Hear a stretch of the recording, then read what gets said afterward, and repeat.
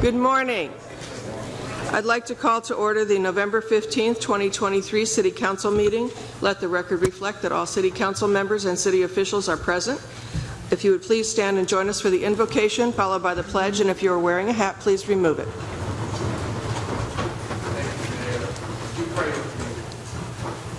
Father, we want to take a moment to reflect on the terror and the trauma that many are faced with around the world. May evil come to know truth, have a concern for others, and may peace surface in the midst of this turmoil. We ask for your strength and your wisdom in this meeting today as this council attends to the affairs of the city of Punta Gorda. We are thankful for the past, present, and future service and their commitment to keep the city safe and secure, and for those that come to our aid in time of need. God, we ask for you to continue to be the God that blesses the United States of America. In Jesus' name, amen. Amen. I pledge allegiance to the flag of the United States of America and to the republic for which it stands, one nation under God, indivisible, with liberty and justice for all.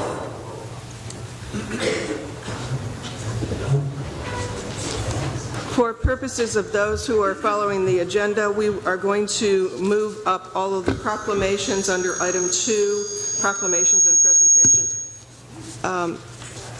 We're going to move those up ahead of public input, so if anyone is here for that, that's the order we're going to take everything in. And our next meeting will be December 6th. That will be our only meeting for December, and then we break until the first week of January.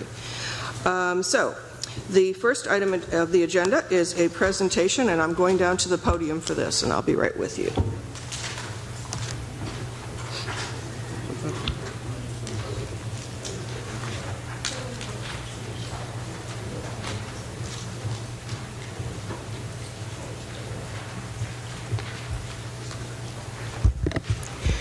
So the first item on today's agenda is a presentation to our outgoing council member, Mark Kuharski. Mark has been on the council with us for 2 years, and it's been an honor and a privilege to serve with him. And it is my privilege to present him with a small gift from us. This is very heavy. Thank you. My pleasure. Congratulations. And this is I have the boxes for you.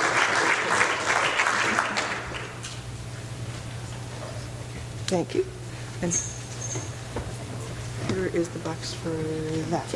I don't want it to fall and break. And then the big boxes for that.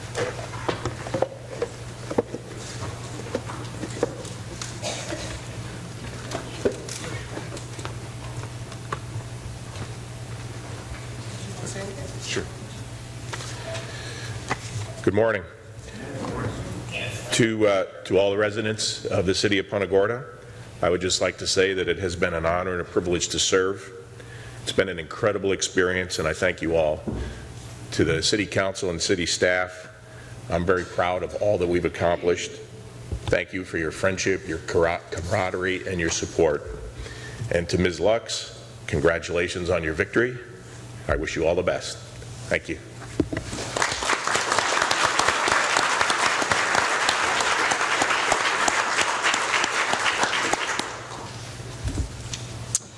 Okay, thank you, Mark, and we wish you well. So the next item on the agenda is the 2023 general election results. Before City Clerk Welch gets to her comments on the election results, it was an honor and privilege to serve this year on the city's election canvassing board. Per the city charter, the supervisor of elections, the mayor, and the city clerk are the canvassing board for the city now. And we've spent the better part of the last 2.5 weeks in the courthouse overseeing the collection of ballots and the tabulation of ballots. And I want to commend City Clerk Sarah Welch and Deputy City Clerk Jennifer Lodeman on all of the wonderful work that they did. And I also want to commend Supervisor of Elections Leah Valenti and her staff. It was really an incredible experience. I've served on one other canvassing board, and this was night and day different, and we absolutely went through everything with a fine-tooth comb and thoroughly, transparently, and it was an honor to be a part of that process. And Sarah, thank you, and please go ahead. Thank you for your comments, Madam Mayor. City Clerk Sarah Welch, for the record, I'd like to announce that the results of the November 7th, 2023 general election were, for District 3, Mark Kuharski received 1,775 votes, and Deborah Lux received 4,467 votes. And for District 5, Melissa Lockhart was unopposed. So the final results are that Deborah Lux and Melissa Lockhart have been elected. And I would like to take a moment to present each of them with a certificate of election.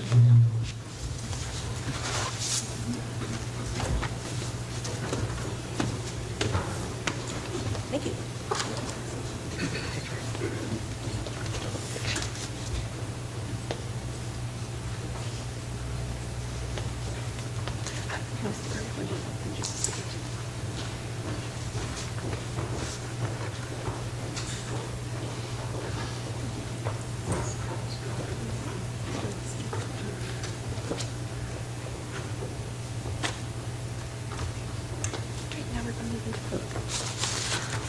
At this time, I will now issue the oaths of office.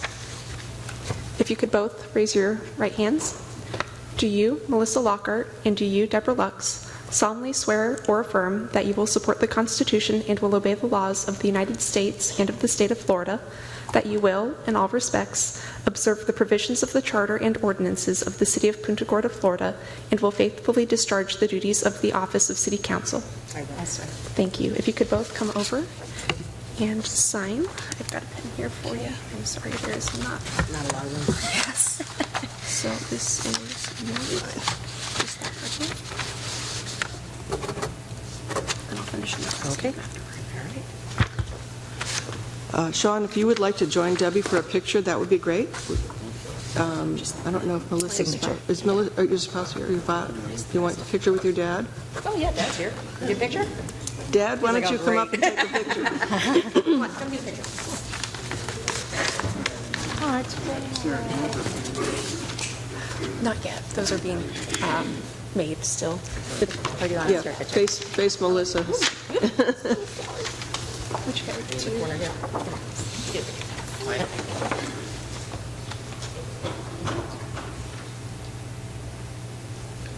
All right. Thank you. Congratulations. I guess I take the seat up there. If you like, you can also stand in the front so others can get pictures if you, it'll look like a lot of people standing up. So. They were trying to take pictures around Melissa. So.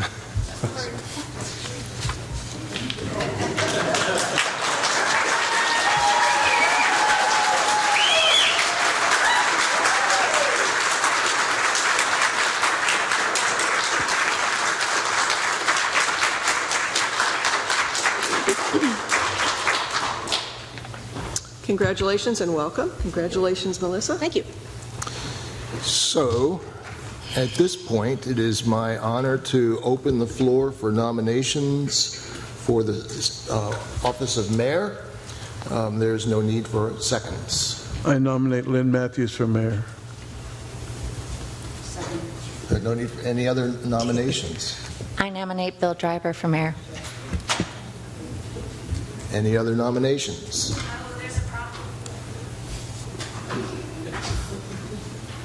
Is there a problem? I think it's somebody Siri was talking. I do not wish to serve it as mayor at this time. I just don't. So, All right. but I appreciate the nomination. Are there any other nominations? Seeing none, I will close the nominations, and I will deem the mayor, Mayor Matthews, by acclamation. Congratulations. Thank you.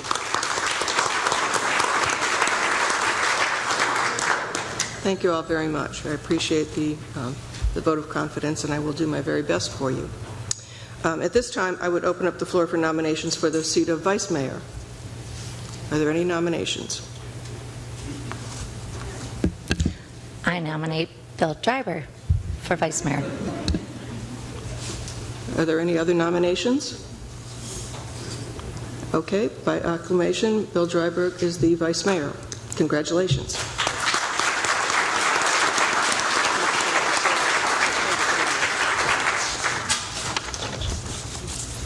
Okay, I'm going to go down to the podium, and I will ask that, Melissa, you please come with me. Yes. My phone is going off, and it shouldn't be.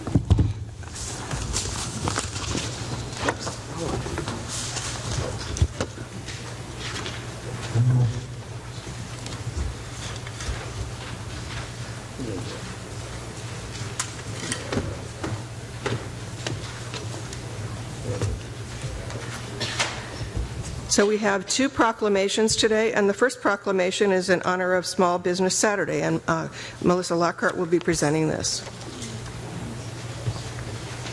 Good morning. It's my honor to read Proclamation, City of Punta Gorda, Florida. Whereas the City of Punta Gorda celebrates local small businesses which create jobs, enrich our local economy, enhance our community. And whereas according to the United States Small Business Administration, there are currently 33 million small businesses in the United States, which employs 46.4% of private sector employees and are responsible for 62.7% of net new jobs created since 1995.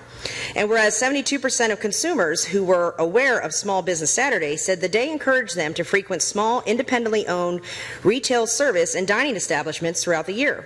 And whereas 68 cents of every dollar spent at small businesses in the United States stays in the local community, and every dollar spent at small businesses creates an additional 48 cents in local business activity as a result of employees and local businesses purchasing local goods and services. And whereas advocacy groups and as well as public and private organizations across the country have endorsed the Saturday after Thanksgiving Day as Small Business Saturday. Now, therefore, the City Council of the City of Punta Gorda, Florida, does hereby proclaim November 25th, 2023 as Small Business Saturday, and urges all residents to support Punta Gorda small business and merchants on this day and throughout the year. Passed and duly adopted in a regular session this 15th day of November 2023. Signed, Lynn R. Matthews, Mayor. And accepting this will be John Wright, which is the Punta Gorda Chamber.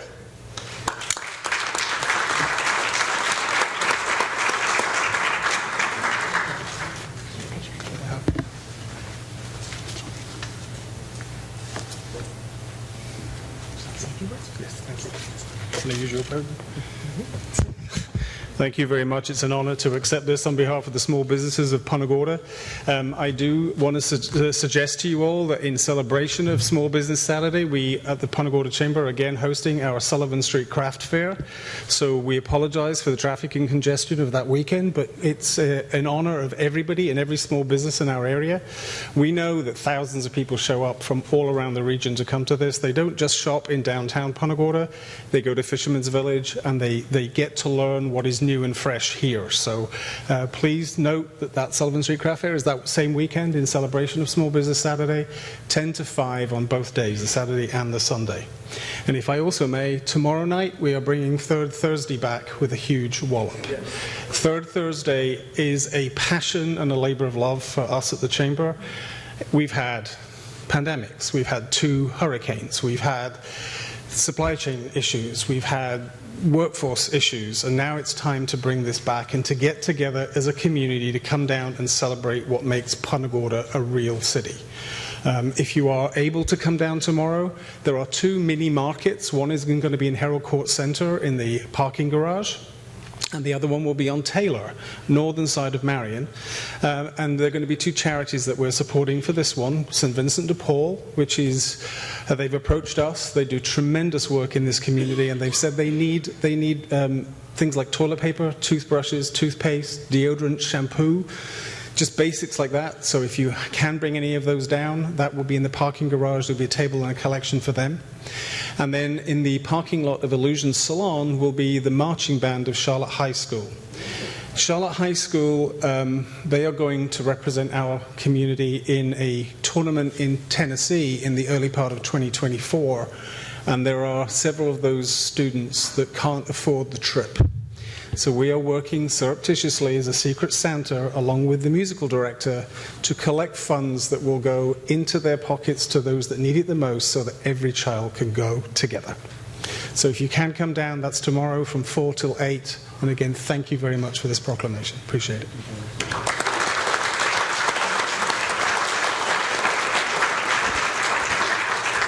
So if I could, I can't miss the opportunity to say you can see why John is the voice of the chamber. Mr. Wright, he doesn't miss an opportunity to promote the city, the 1,100 small businesses, and let everyone know what's going on. He does a great job. So thank you for what you do in that. Thank you. Our next presentation is a proclamation honoring Farm City Week, and Vice Mayor Dryberg will be presenting this one. Good morning. I hate no one or no thing, but I hate that piano, just so you understand that. And whereas November 22nd through the 29th is National Farm City Week, a time set aside to recognize the honor of the agricultural community and county agriculturalists, and to strengthen the bond between them and the citizens of this area. And whereas Southwest Florida has 5 county regional comprised of Charlotte, Glades, Collier, Henry, and Lee counties, the agricultures and the national resources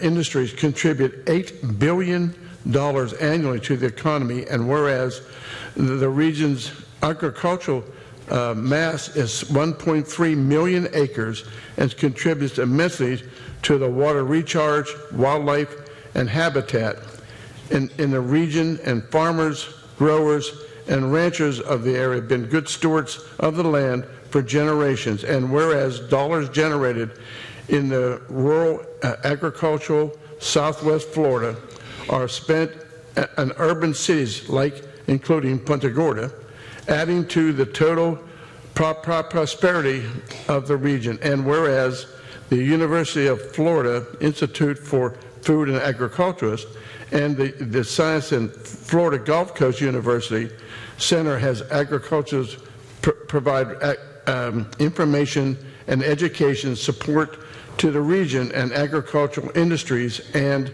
residents alike. And whereas 2023 marks the 68th year of the National Farm City presentation. Now let therefore the City of Punta Gorda City Council, Florida, proclaims the week of November the 22nd through the 29th, 2023 as Farm City Week, and recognizes and all citizens to recognize the contributions of our local farmers, farm workers, and growers, and ranchers to our economy and supply our society. Passed this duly day and adopted in regular session this 15th day of 2023, Lynn R. Matthews, Mayor. And to accept this proclamation is a gentleman who sat on this council. He also represented us in Tallahassee in the House of Representatives, and I've had on good authority he looks really great in pantaloons when he's with the conquistadors. Mr. Lindsey Harrington. Come on down, Lindsey.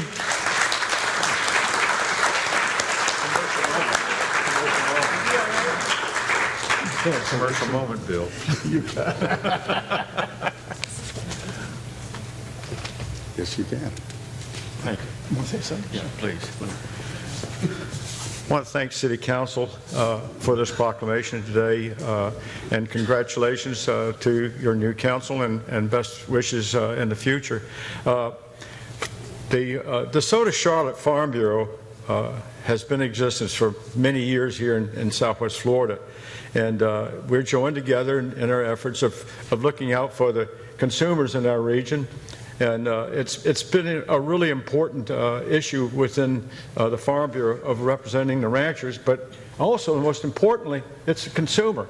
It's you. And that's why we have Farm City Week to renew our relationship between the city and the agriculturalist.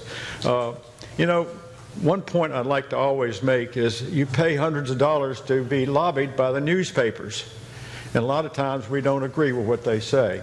But for $45 a year, you can be associate with the Farm Bureau, and they lobby for you locally, countywide, statewide, and nationally. It's the best $45 you've ever spent, because I know what I pay for newspapers to keep current, and it's hundreds of dollars. But $45 goes a long way.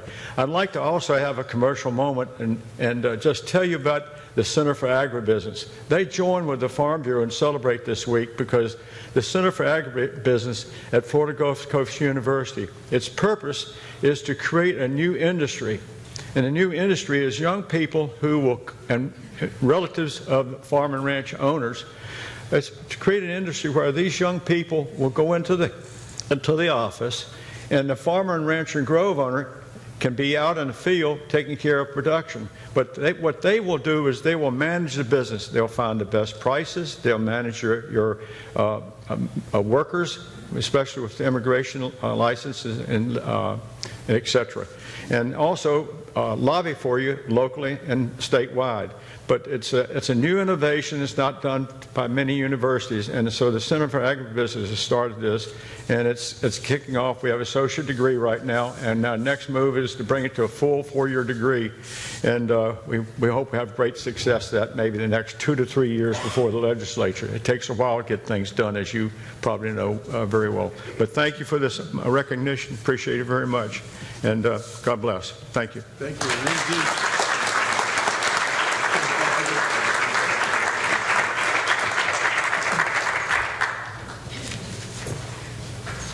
And next we have 2 service awards.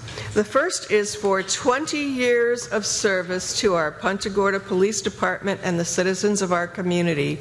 And this is honoring Terry Chow. Officer Chow, please come join us.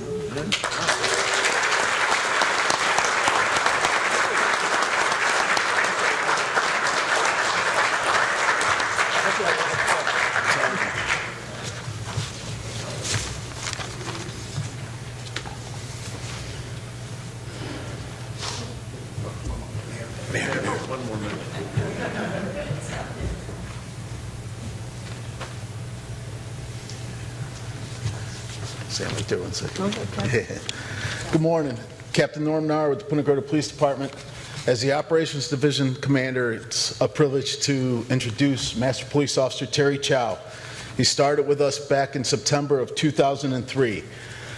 During his 20 years, he has been a member of the Honor Guard team. He's been awarded the Officer of the Year, and he has received our highest honor of the Valor Award. He has also been not only a school resource officer and our motor police officer, but he was our first school resource officer and first motor police officer. So he started 2 programs with the police department, and we're very proud of it. He is married to Debbie, who's standing right out there, and he has 3 children and 3 stepchildren. I just want to say it's been a privilege to be working with him for almost 14 and a half years. One of the first friends I made when I came to the police department. I'm glad he's still with us. Thank you. Yeah, most of the time. You want the box for that? You want to say anything?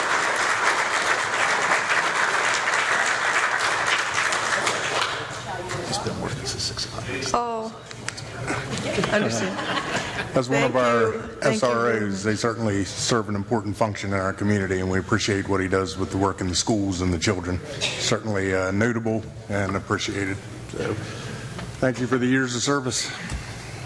Our next presentation is for 15 years of service, and this is to Thomas Harris from our sanitation department. Please come on down.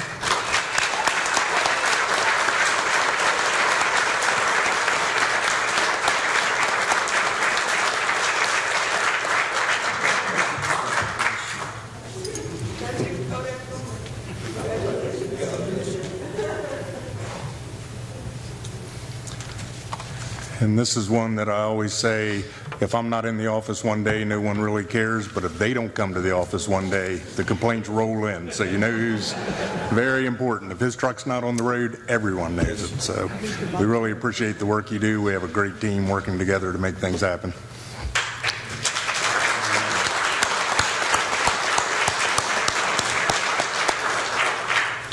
Good morning, Brian Clemens, Public Works Director, and that's very true. If they miss something or something happens, we hear about it very quickly. That is for sure. So a little bit about Tony. Tony was born and raised in Punta Gorda. He's been married to his wife Antoinette since 1977. His family means the world to him, and his grandchildren hold the key to his heart. Tony is very involved with his church, and where he's referred to as a prayer warrior. And one thing I know is he's a huge Dallas Cowboys fan. I'm pretty sure if they were 0-10 right now, he'd be telling you they're making a comeback and going to the Super Bowl. He's a workaholic. He retired once from the city in 2021, but he's returned shortly after. He takes pride in his work, one of the first ones out in the morning, and last to return at the end of the day. I don't see these guys that much. Most of our crews start at 5:30 in the morning, and then they're in and they head out and our commercial crews even start at 3:30 in the morning. He always has a smile on his face, and when you ask how he's doing, each and every time he will tell you that he's thankful for each. The residents love his positive attitude. The sanitation department is like a small family, and Tony plays an integral part of that family. Sanitation workers provide an essential service for our community, which often goes unrecognized. However, we recognize that Tony is an instrumental part of Public Works team and as a city as a whole. Your many years of service are truly a testimony of your dedication to the city, and you're truly valued for your contributions. You're a valuable member of the diverse and successful team. We wish you the best for continued success. Congratulations on your 15-year anniversary. Thank you.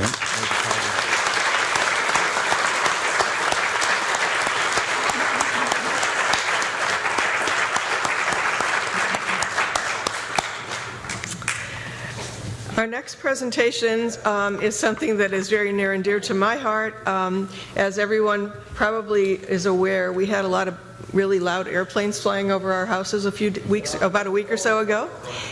And the Thunderbirds were here for the wonderful air show, and we held a reception for them here on Saturday night of that weekend.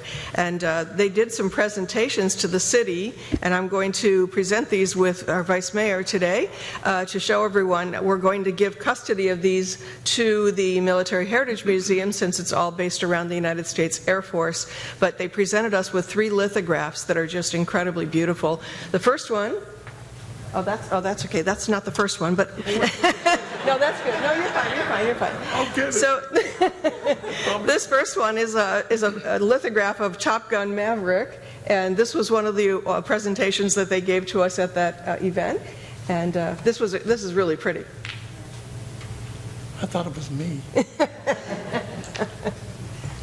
I'll do the first one then. Okay, there it is.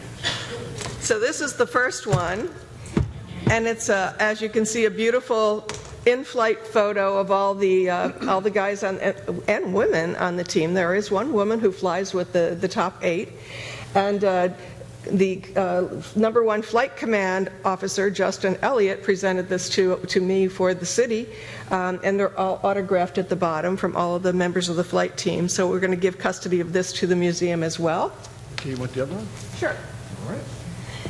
And then we had a third presentation from the SOCOM group, and they are the crazy guys who are insane enough to jump out of a perfectly good airplane. So they also gave us a presentation to the city. So we're going to have the Military Heritage Museum display these in the foyer with all of the other stuff that they gave us the last time they were here. Oh. Well, I don't see it. Can't get good help these days. I'm teasing. Help me. All right, and it concludes all our presentations, and now I've got to go back to my other seat. Hey, that was fun.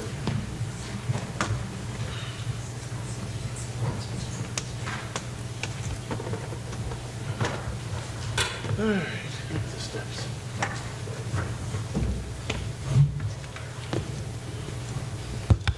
Okay.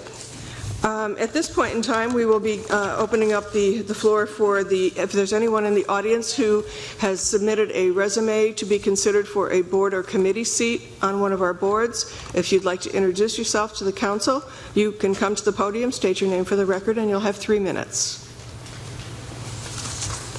Seeing no one coming forward, then we will move into public comments. And before we do so, I have some housekeeping notes to read into the record, please. Please silence all personal devices as this meeting is being recorded and it disrupts the proceedings when phones go off during the meeting. There is a code of conduct in the council chamber. Members of the public should familiarize themselves with the rules on the screen. Members of the public who wish to address the council should use the guest podium at the center of the room. The podium to the right of the stage is for staff and applicant presentations only. Speak directly into the microphone and begin by stating your name for the record. If it is a quasi-judicial hearing, please also state that you have been sworn in when you come to the podium, and that will be only if there are quasi-judicial hearings. Each person will have 3 minutes to speak, and sharing minutes is not permitted. Speakers are to direct all comments to the City Council, not the audience or any one individual council member. Discussion between speakers and members of the audience is not permitted. When there are many individuals who wish to speak, speakers should try not to reiterate lengthy comments made by others to ensure an effective and efficient meeting. This ensures everyone has an opportunity to speak. Audience and speakers will be courteous in their language and presentation. No applause, sidebar conversations, or booing before, during, or after each speaker. Please refrain from talking in the audience during the meeting. If you have supporting documents you wish to have displayed during the meeting, you must provide a copy to the city clerk that will become part of the permanent record. The citizens' comments portion of the meeting is not intended to be a question and answer session. This is for citizen comments only. Council members should refrain from answering impromptu questions or debating issues with members of the public. And with that, we will open up the floor for public comments on any subject.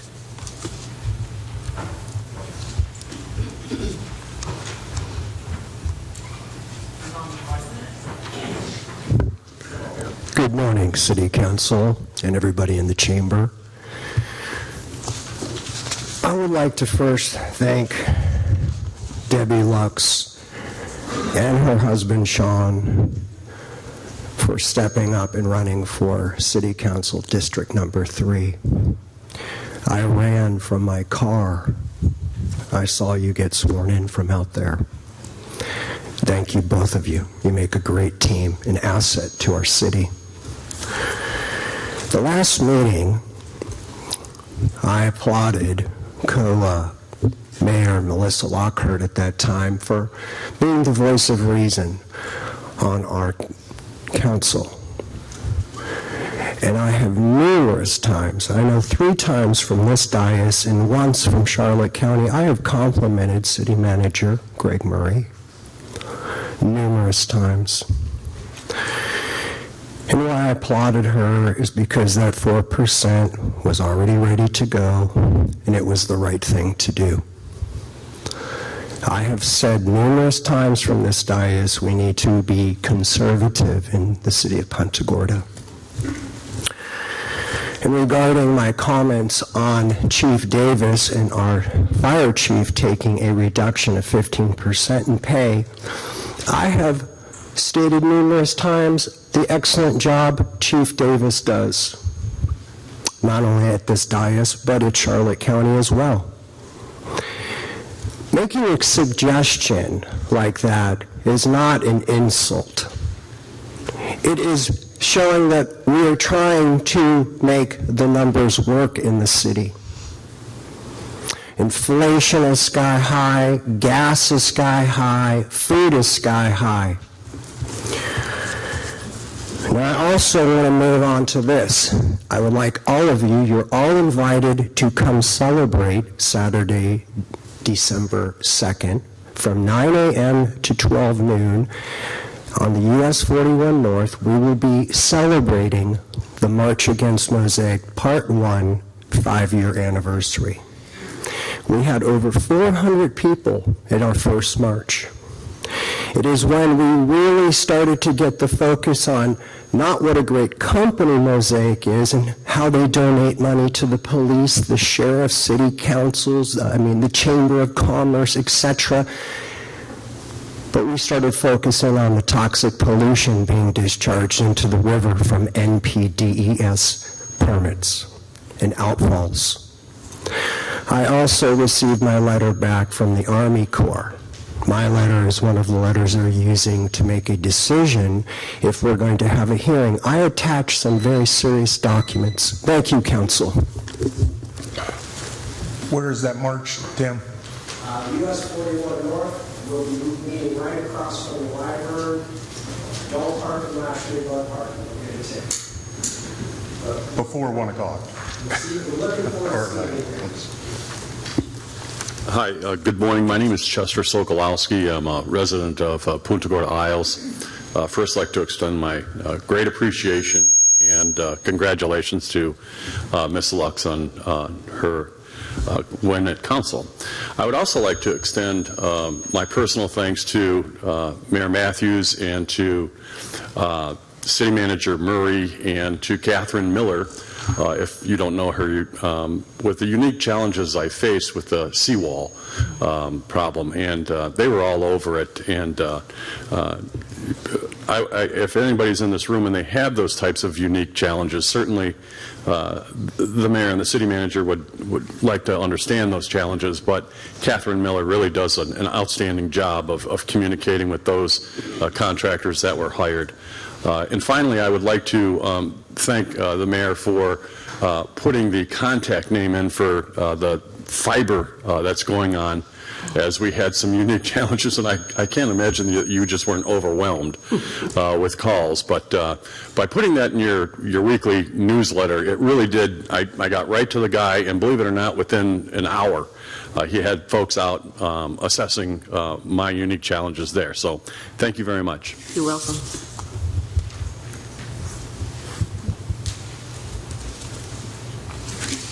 Good morning, City Council.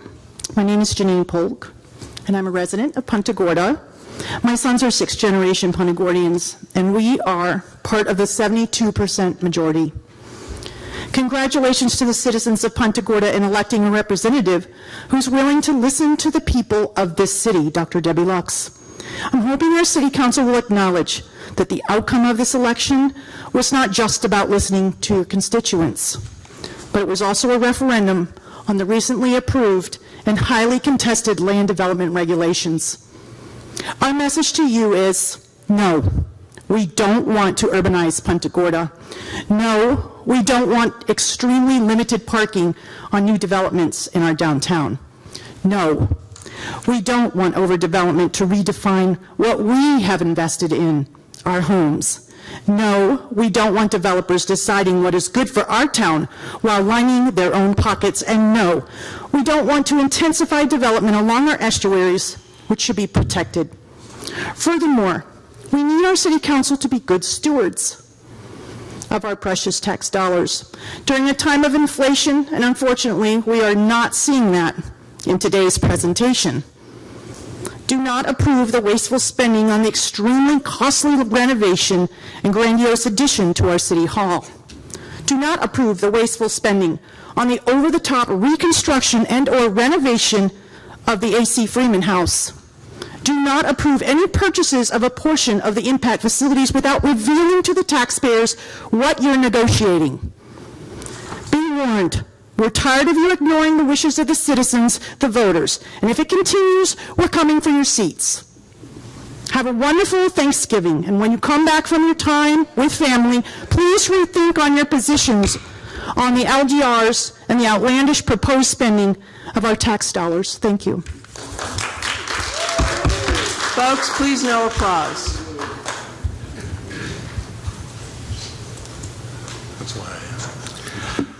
Hi, Jeff Lustig here. Employ, enroll, and enlist. An exciting new program from Charlotte County School System to track middle schoolers into different forms of professions. There are so many programs that people don't realize exist, such as Bright Futures, such as your FAFSA to get ready for college, to get Pell Grants for schools.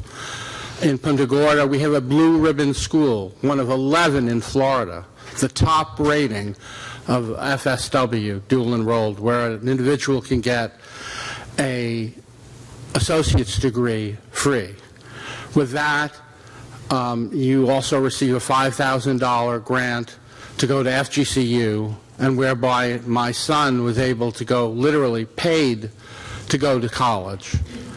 Where do you find that information? You find it at your local community club, such as Cooper Street.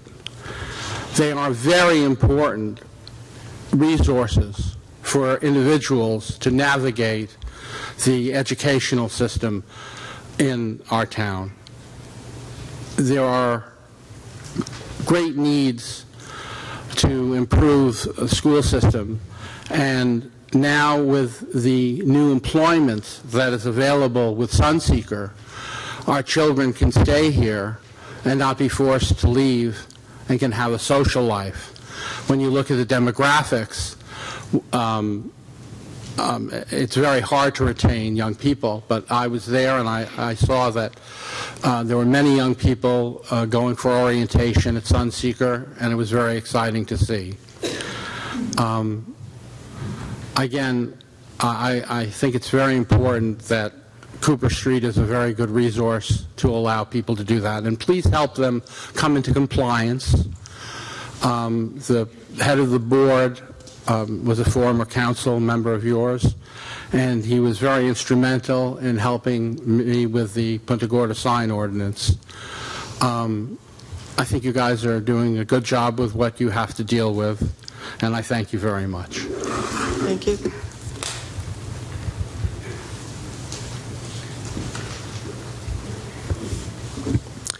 And good morning, Council. Gary Skillicorn. I'd like to speak to the agenda item, regular agenda item 6G as in golf, City Hall rehab and expansion. And specifically, I want to focus on the sources of funding identified, or at least the areas identified. And that's the 1% sales tax. I did have the fortune to be on the committee for the 1% sales tax last time, so I kind of follow this through. Now, my understanding and the last documentation I saw, at least that was approved by council, identified $3.5 million of sales tax, 1% sales tax for this project. Currently, I see, and information is lacking in the presentation today, but the number $9.7 million is identified to come from 1% sales tax. I think the well is dry. I'm not sure where you're pulling up $9.7 million. And I hope you do understand today, or delve into it to be sure you understand what may be cut. Maybe these are future sales tax dollars we don't even have yet. So again, explore that. I do want to leave some caution with you, though, when you start reappropriating the 1% sales tax. I considered it a contract with the citizens at the time that this was on the ballot, or at least the items that were on the ballot when they said, yes, I'll agree to pay the 1% sales tax. If you're going to make adjustments, and you better justify where it's going, I think you might have citizens that might question next time if they find that all 1% sales tax perhaps went to the City Hall refurbishment and rebuilding. Again, a word of caution to you. Thank you. Oh, I'm sorry, one last word. Dividing the total $15 million by the population, it comes out to about $750 per person for the citizens of Punta Gorda. On a one-year basis.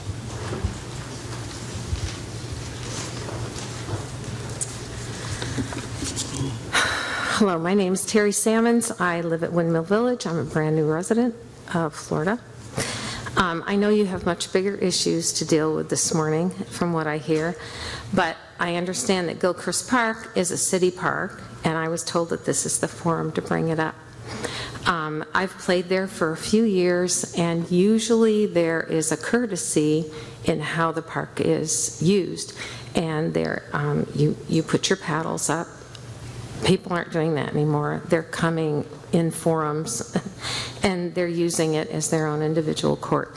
So I have just a simple, humble suggestion that a sign can be put up. That signs often take care of problems, just the rules.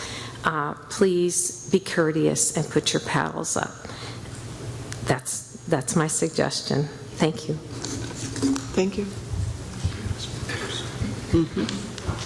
I was just going to say that. Good morning, City Council. My name is Michelle Gwaltney, and I live in Punta Gorda. I am here today to talk about the Cooper Street Annex and the situation we're in where the council has decided they want to remove the current leadership and replace them. My husband and I actually own property very close to that building. We have seen improvement in that building under the current leadership, and I myself have utilized the Small Business Association, the SBA, to open a business in that building. I've seen children in there utilizing the library, and I actually feel that it's doing great things for the community. I do have concerns with the newspaper article that came out less than 2 months after the death of Mr. Klein, stating that they did not see where this was serving the community, or they did not see that things were going appropriately. That's not enough time to reassess what's going on a board.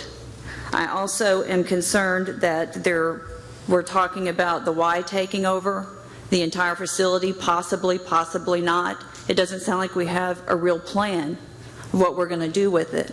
I will also add this. I'm an avid tennis player, and I'm not sure when you say Y if you're talking about the same people who manage the facility on 41. Those are the worst tennis courts around Charlotte County, and they were before Ian. It's not an Ian problem. So if that's the same group we're proposing take over, their current facility is not in the greatest shape, and we're proposing removing someone without any documented cause to replace them with someone else, and we can actually see the results of the facility that they're currently maintaining. So just wanted to take a moment and voice my concerns. Thank you. Thank you.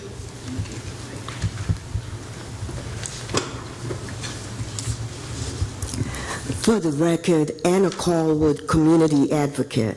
Mayor Matthews, city council members, and everyone in their respective places.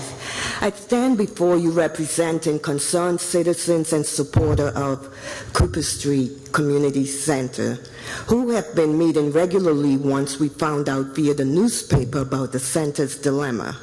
The center president told the community that they have submitted all documents. We are seeking clarity on what you've received and what was not received. We are also seeking an understanding as to why an amendment to include any recent regulatory requirements to the current agreement of lease, which expires in 2025, is not possible. As a community, we agree that the center has lost its community and public service purpose. New Operation Cooper Street Inc. Article of Incorporation that was signed and filed in 1992 states the center will provide services for youth, families, and senior citizens, emphasizing education, motivation, and good citizenship, and promoting fellowship and mutual understanding among its members. At our last community meeting, it was requested that the center revitalize its current board of directors to reflect members who have vested interest in the community center. Reviewing Sunbiz for New Operation Cooper Street Inc.'s April 2023 annual filing with the Florida Division of Corporations, we find that there is only one active officer and no directors noted. As center supporters, we do not want to lose the facility and amenities that was built in 1962 for our specific public use. And yes, the community welcomes the collaboration with the Y, who is providing much needed before and after school programs for our children locally and countywide. The Y's leadership and staff have been steadfast with us. The community acknowledges that if we all work together in the spirit of equality, inclusivity, and enhanced communication and engagement, we can all achieve the final goal, which is to have a community center that is used to its fullest for the good of the public. We have formulated alternate solutions detailing the impact of a new board that will be shared with you individually. We also have a Save the Wreck petition that already has over 25 signatures from individuals who live in the neighborhoods surrounding the center. We all need to preserve the 61-year legacy of our community center. We thank you.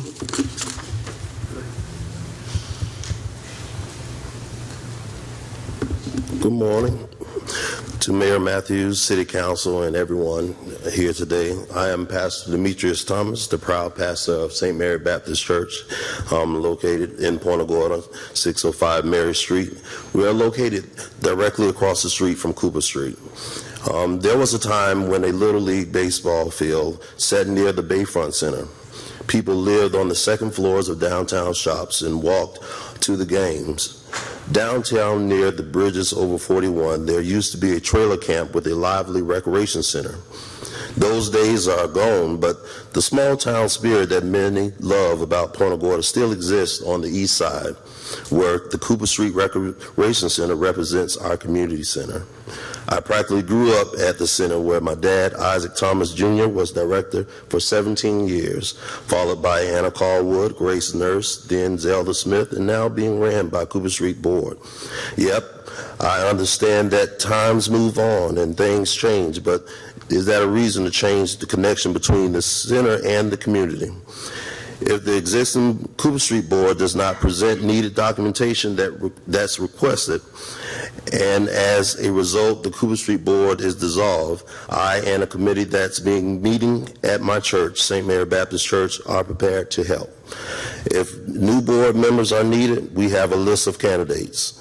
Like any community, we have diverse and different views on what's best for us all.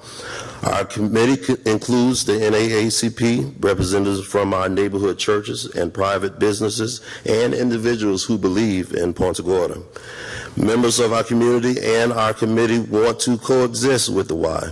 We support affordable after-school programs, but we also ask that we have an opportunity to recapture the spirit of the community with new programming, activities that serve the specific needs of our people, and gatherings at the center to encourage culture and promote education. We want to keep a seat at the table, and I must add, I am a product of Cooper Street Recreation Center, and I think I turned out pretty well. Thank you, and God bless each of you. Thank you.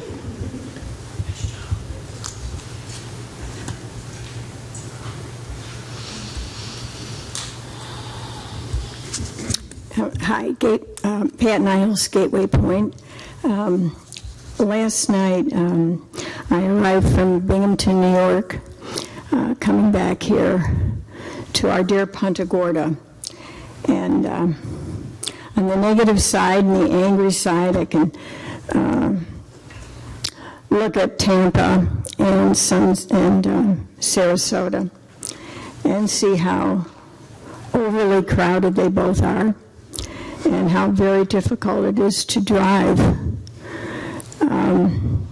I was literally crawling last night, and that's why I arrived here in the dark, and usually I arrive when it's still light.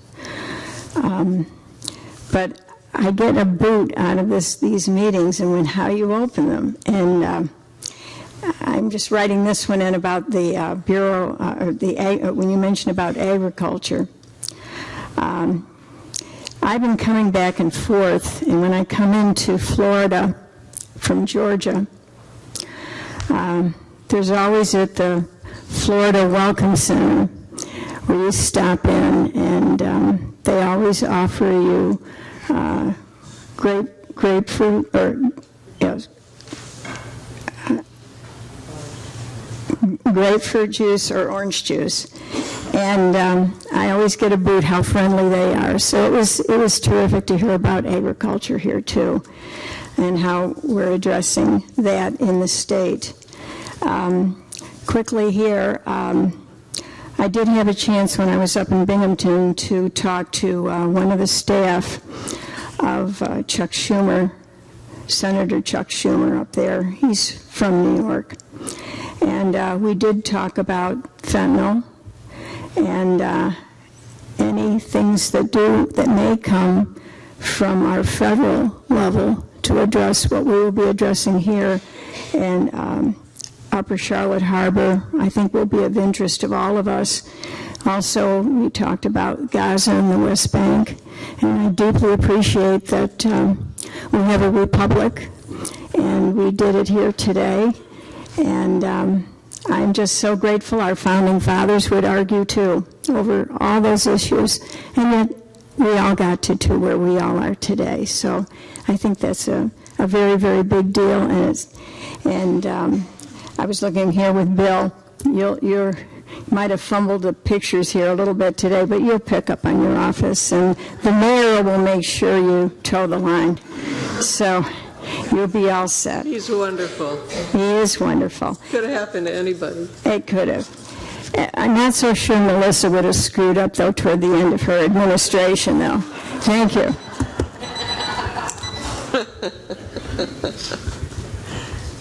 That's going to be your legacy, Bill.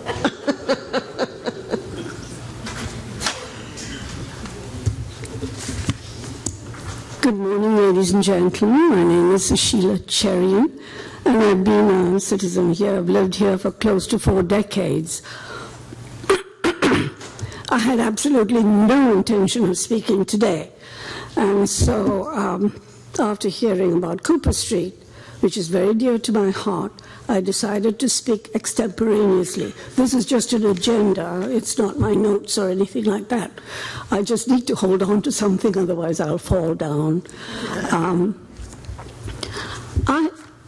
Several years ago, I've been a study partner in Cooper Street for close to 10 years.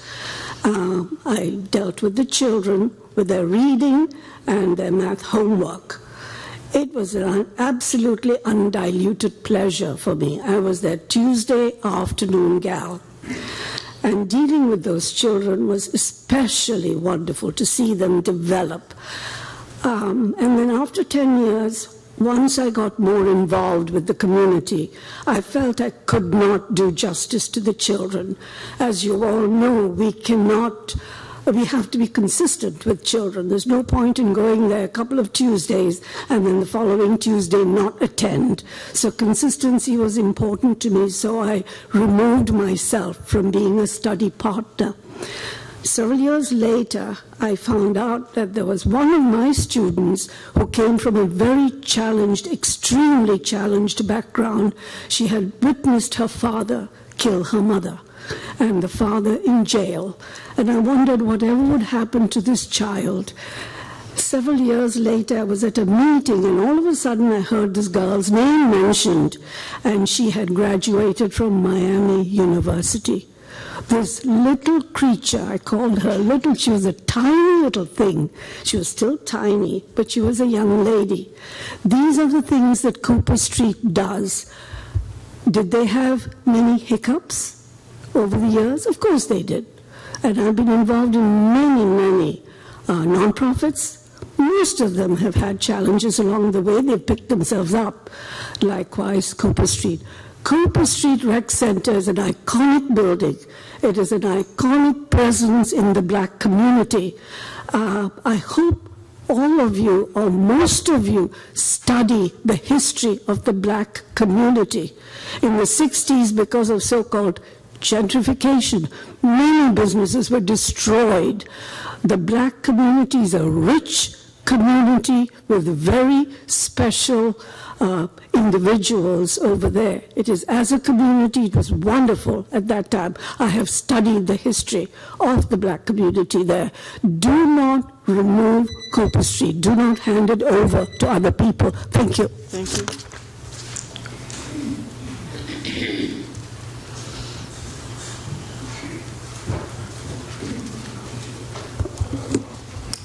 My name is Mike Polk, and I'm here today to talk about the renovation and expansion of City Hall.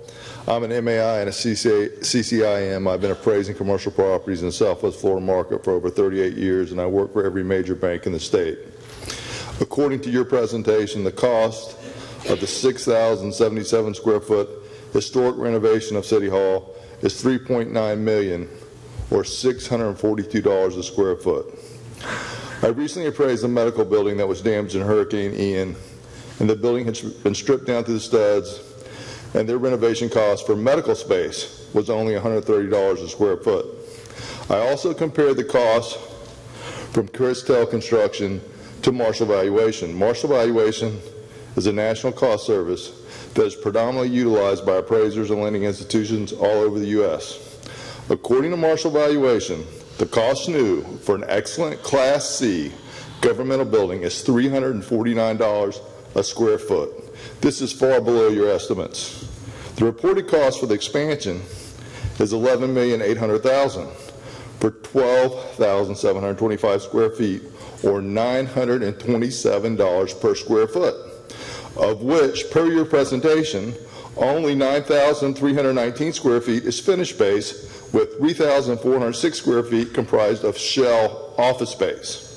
Your presentation on page 7 mistakenly uses 29,038 square feet as the size of the structure, when the actual size is only 18,802 square feet. Thus, the total cost of the project, $15,775,674, actually equates to $839 a square foot, over double the Marshall valuation estimate. The cost of the AC Freeman project is $1,678,158, which equates to $757 per square foot for a 2,216 square foot building, plus an additional cost of $558,363 for a small restroom pavilion. Is that a joke? How can you justify these numbers? Now is not the time to expand the City Hall complex. Construction costs are still near all-time highs, and you will never recover these inflated costs. These projects are not feasible, and if you were relying on conventional bank financing, these projects would not get approved. It's time that the City of Punta Gorda was run like a business and not a non-for-profit. Thank you.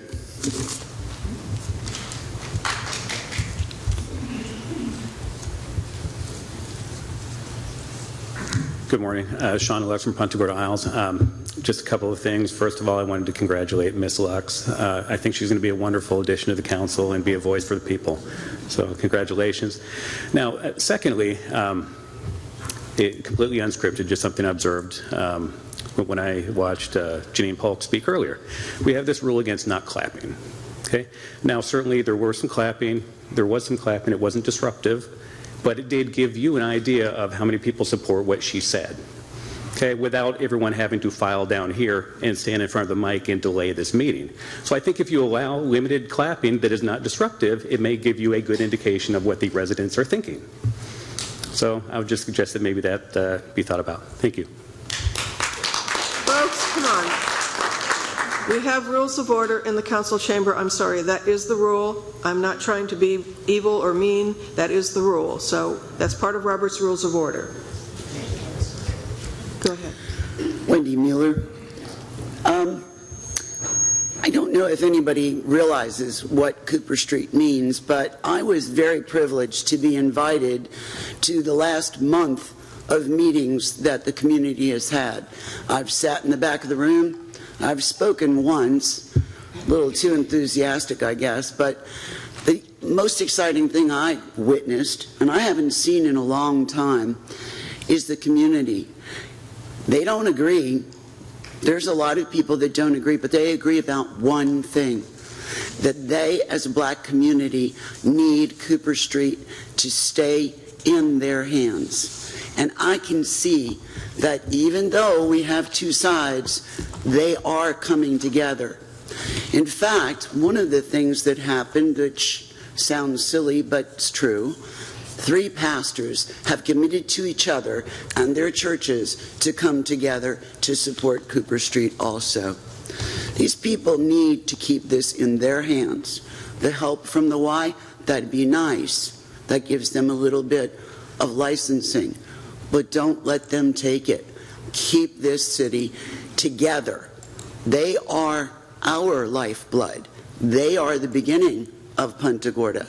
They actually were in charge of Punta Gorda long before white guys showed up and decided to take it back from them. Let them keep it. Thank you.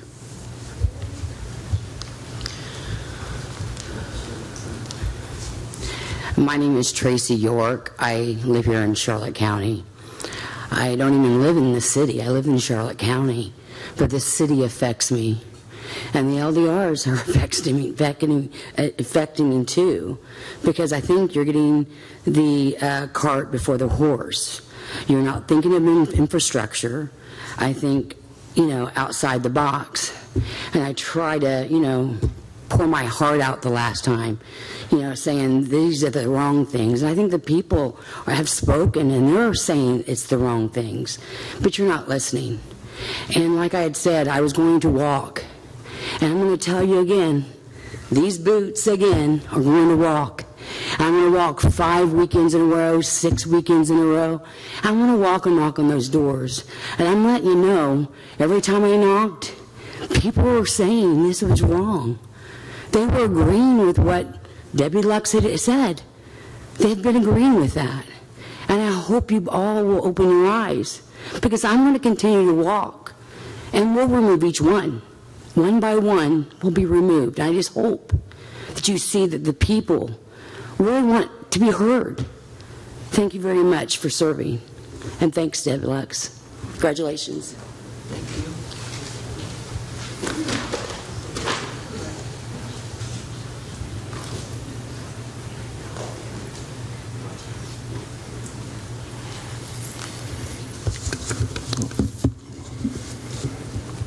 Good morning, Council. Just wanted to share a few things. One, I wanted to... Your name for the record. I'm Jaha Cummings. Thank you. Live in Punta Gorda. One, I want to put it on the record that I personally have sent every council member the documents that were requested. And so, though I provided it to the city twice already, it's been said in the press that it's not been received. So I made sure I personally sent them. So I want it on record. The council has received everything. Now, outside of that, two things I wanted to go into is that we're in a time now where we have to decide whether our city deserves the best for its residents, or we're going to revert to a time of really much terribleness. There are two types of development. One is called asset-based community development, and one is called deficit-based community development. When a group of people who do not live in Punta Gorda but claim to be community activists were once involved at Cooper Street, one, the organization was run into the ground, but worse than that, they convinced the city council that the residents of Punta Gorda did not deserve anything, that this area is supposed to be blighted. And so therefore, they made a business out of blight. They created social programs to pay themselves in order to do that. The opposite of that is called asset-based community development. This is where you see what is there and you grow it. When I was asked to be on city council precisely because this group of people had actually, under the face of being community people, had convinced council to have low expectations, to allow drug activity, to allow illicit activities to happen around Cooper Street under the guise of defending their activities. So the first thing I did coming into office was I did a door-to-door asset assessment of what the residents actually wanted, the actual residents, not people who say they're Cooper Street community, but actual residents. They said they needed streetlights, sidewalks, drainage. None of these programs that people say, because people in that neighborhood pretty much are older retirees who own their own homes, so these programs are really not there. But going to the happier side, we actually have a magnificent strategic plan for Cooper Street. We actually have now, after 50 years, after Cochran Street Business District was destroyed by city action, we have an opportunity through city support, because the city is, at least till today, still supporting our activities. We're now on the up. In terms of embedding a small business development center into our center, us taking care of our older children, us taking care of our seniors, we now are at a place now where we truly, truly can make sure that our residents are actually able to achieve their full best. And as I think our residents deserve a vision. We, as opposed to government being in the way of people and restricting them, we need to have a government which actually eliminates barriers and allows people to thrive. And so I just let you know, here we finally are at a position where the organization is strong. We have strong board members. We have a strong situation. We're here committed to our city being its best, and just know that you can depend on us, and we're only getting better. And again, I also will make it to the public. Everyone has a strategic plan. Thank you.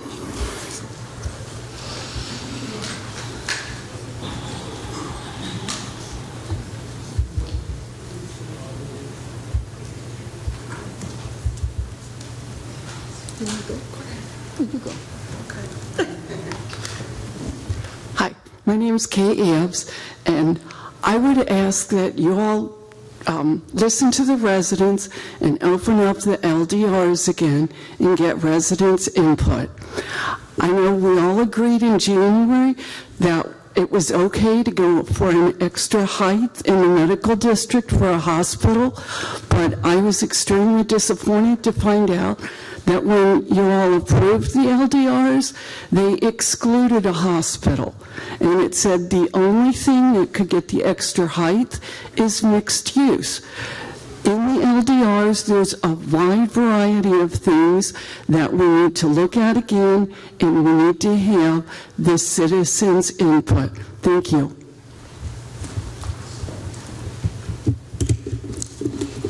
Hello. Congratulations, Ms. Lux. My name is Martha Russell Beretta. I am a fifth-generation resident of Punta Gorda. I live in the neighborhood. I was shocked when I read the paper that said that after Dr. Klein, and this came from the paper you all said, you had not even reached out to anyone from Cooper Street to know what was going on. More than that, the quote that you were not happy with the current leadership and you wanted to replace the board was just amazing. Could not believe that. Why wasn't the same intensity that you were so interested in, why wasn't that done when Dr. Klein was there? Why has this all of a sudden become so important to you? Why the documents? And the documents, I don't care, you can sit and shake your heads if you want. Every document that has been asked for has been sent. Every document. So the thing I have to ask is, why are you playing this game? Why this game of asking for something and then when it's received, upping the ante and asking for more? Why are you playing this game? Is the fact that Jahar Cummings, I'm sorry, this is the truth, is the fact that Jahar Cummings has done a very efficient job, has disrupted the plan. You see the plan cooked up by chairman of the YMCA, people who are on city council, who are members on the board of the YCM. The plan was to install a Negro who was on the Cooper Street board and the Y board, who never came in, it's in the minutes, never came to one meeting of Cooper Street until he came as a representative of the YMCA. He is loyal, and the Y knows this, and you know this, he is loyal to the YMCA and not to Cooper Street, and certainly not to our neighborhood and community. Did a little checking. The previous administration, yes, they were Negroes who were there. Did you really do some research? Did you find out about all of the drug activity that was around Cooper Street? That an individual who was in that administration accused, this is public record, you go back to the police records, accused the police of harassing the boys who were stealing drugs. By the way, they were called the strugglers. When we who lived in the neighborhood begged the police to come to our neighborhood so that we could get the drug dealers out. Did you check that? Did you check to see that in 2013, okay, and thank you. I'm sorry, but let me say this. Thank you. Let me say this. I'm sorry, Ms. Matthews. I'm fifth generation Punta Gordian. Ma'am, your time is up. Thank you. All right. Thank you. The public needs to know, the public needs to know where legally you get your definition of public purpose, and the public needs to know the criteria. You are out of order. Please. We're done. People. You are out of order, ma'am. Please sit down, or you will be removed from the room. Ma'am, I will sit down. I will sit down. But I know the game. And everyone will know the game you're playing. This will not be the end of this game. Really? This would be done for anybody. We have rules in this dais. It is 3 minutes. We hold that to everybody. And if we allow other people to go, then we're going to be told that we're biased with one or the other. So this is the rules of the decorum. This is the way we run the dais. Thank you. Are there any other citizen comments? Okay, we will move forward. The next item on the agenda is the consent agenda. This includes the approval of the minutes from the November 1 meeting.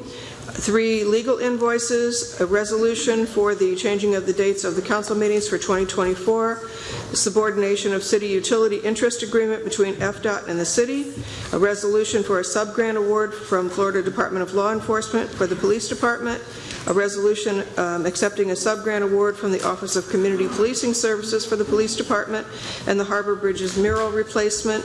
Does anyone have anything they would like to pull? Bill?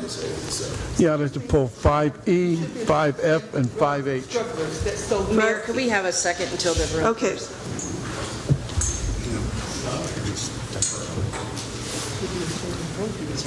That's all right. It doesn't bother me.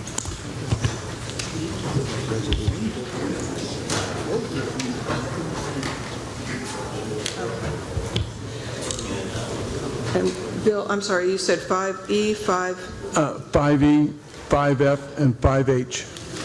Okay. Let's wait till the room clears. I'd like to pull 5J. 5J, okay. Why don't I have J? Oh, yeah, no. It's the mural. Well, that's 5I on my agenda. That's 5. Oh, it's I. Yeah, it's 5I, okay. That's I. Donna, that's I. Oh, it says I. I'm sorry. Yeah. That's okay. Yeah. It runs into the period. Okay, thank you. I will make a motion to approve consent agenda minus 5E, 5F, 5H, and 5I. Do we have a second? Was that a second? I have a second. Okay. All those in favor, please signify by saying aye. Aye. Opposed? Motion carries unanimously. All right, Mayor, as a procedural matter, when a resolution is pulled from the consent agenda, it would be treated the same fashion as a resolution on the regular agenda, which means that I will introduce the resolution by reading it by title only. And this would be, this is the 5E. 5E. So, well, It's the dates. yeah, I got to find it. Do you want to hear? There it is. All right, thank you. This is a resolution of the City Council of the City of Punta Gorda, Florida, changing the dates of its regularly scheduled council meetings for July, August, and December 2024. Okay. Mr. Dryberg, you asked for it to be pulled? Yeah, I didn't really see, unless the rest of the council disagrees with me, why we'd want to move it from the 3rd to the 1st. I just didn't see any reason to do that. I would agree. I was going to pull it myself, so. Does anyone have a problem with keeping it on the 3rd of July instead of moving it to the 1st? No problem. Can we have a motion? I make that motion that we keep it at the 3rd of July. Second. We have a motion and a second to keep the City Council agenda for July 3rd and not change it to July 1st of 2024. All those in favor, please signify by saying aye. Aye. Opposed? Motion carries unanimously. And next we have 5F, the subordination of city utility interest agreement with FDOT and the city. I had a couple of calls on it. I did that only so that, to pull it only so that our outstanding city manager could explain what it's all about real quick. Well, I'll have to go find one, but first of all, the subordination is simply because if you go out Carmelita, past the schools, out to the end, if you go straight, you'd run into County Public Works. If you turn right, you go past the horse ring out to the back entrance of the school where the pickleball courts are. If you turn left, you go under the bridge back over to 17. So in that area, there's one little triangular piece where we have city utilities that FDOT would like to subordinate our interest, take that interest that we have in that piece so that they could do some road work, basically. So what they have said is if we have that piece that's our utility easement, that if the line needs moved so they can do road work, and I'll be a little bit facetious here, but if you had to lower the grade so the road matched and the pipe's exposed and you had to lower the pipe, they would do that at their expense. If we had to further add any pipes in there for a future utility, they would allow all that to, of course, be done in accordance with the current easement. So what they're just asking is that they can have that little piece of property so that they can do their road work, and any impact it has on our interest or our utility easement, they would certainly honor, and not only honor but pay for if any changes are needed. That's essentially. Thank you, Grant. I just had a number of people ask me about that, and I thought the easiest way to do it is, I'm also going to come up under the next one that I pulled, that you just give a quick explanation so people would understand it. With that, I move approval of 5F. We have a motion and a second to approve agenda item 5F. All those in favor, please signify by saying aye. Aye. Aye. Opposed? Motion carries unanimously. Next. I'll just say, just further mention, I'm sorry, but there's a park on the left, a park on the right, and county property in front, so I'm sure it has something to do with county, because the county's all around it, except for our easement. So. Okay, 5H. Yes, and this is a resolution which I'll read by title only. Resolution of the City of Punta Gorda, Florida, accepting a sub-grant award from the Office of Community Policing Services for the PD Officer Hiring Initiative, contract number 15J-COPS-23079-UHPX, authorizing the mayor to execute the certificate of acceptance and providing an effective date. Yes, same reason. I think some people out there obviously have expressed the desire that we shouldn't hire any more police officers, and we know under this we can, and I'll have our amazing city manager explain that as well. Well, I don't know if I should deal with police officers in the room, so maybe they should. No, I don't agree that we shouldn't hire more police officers. We certainly should.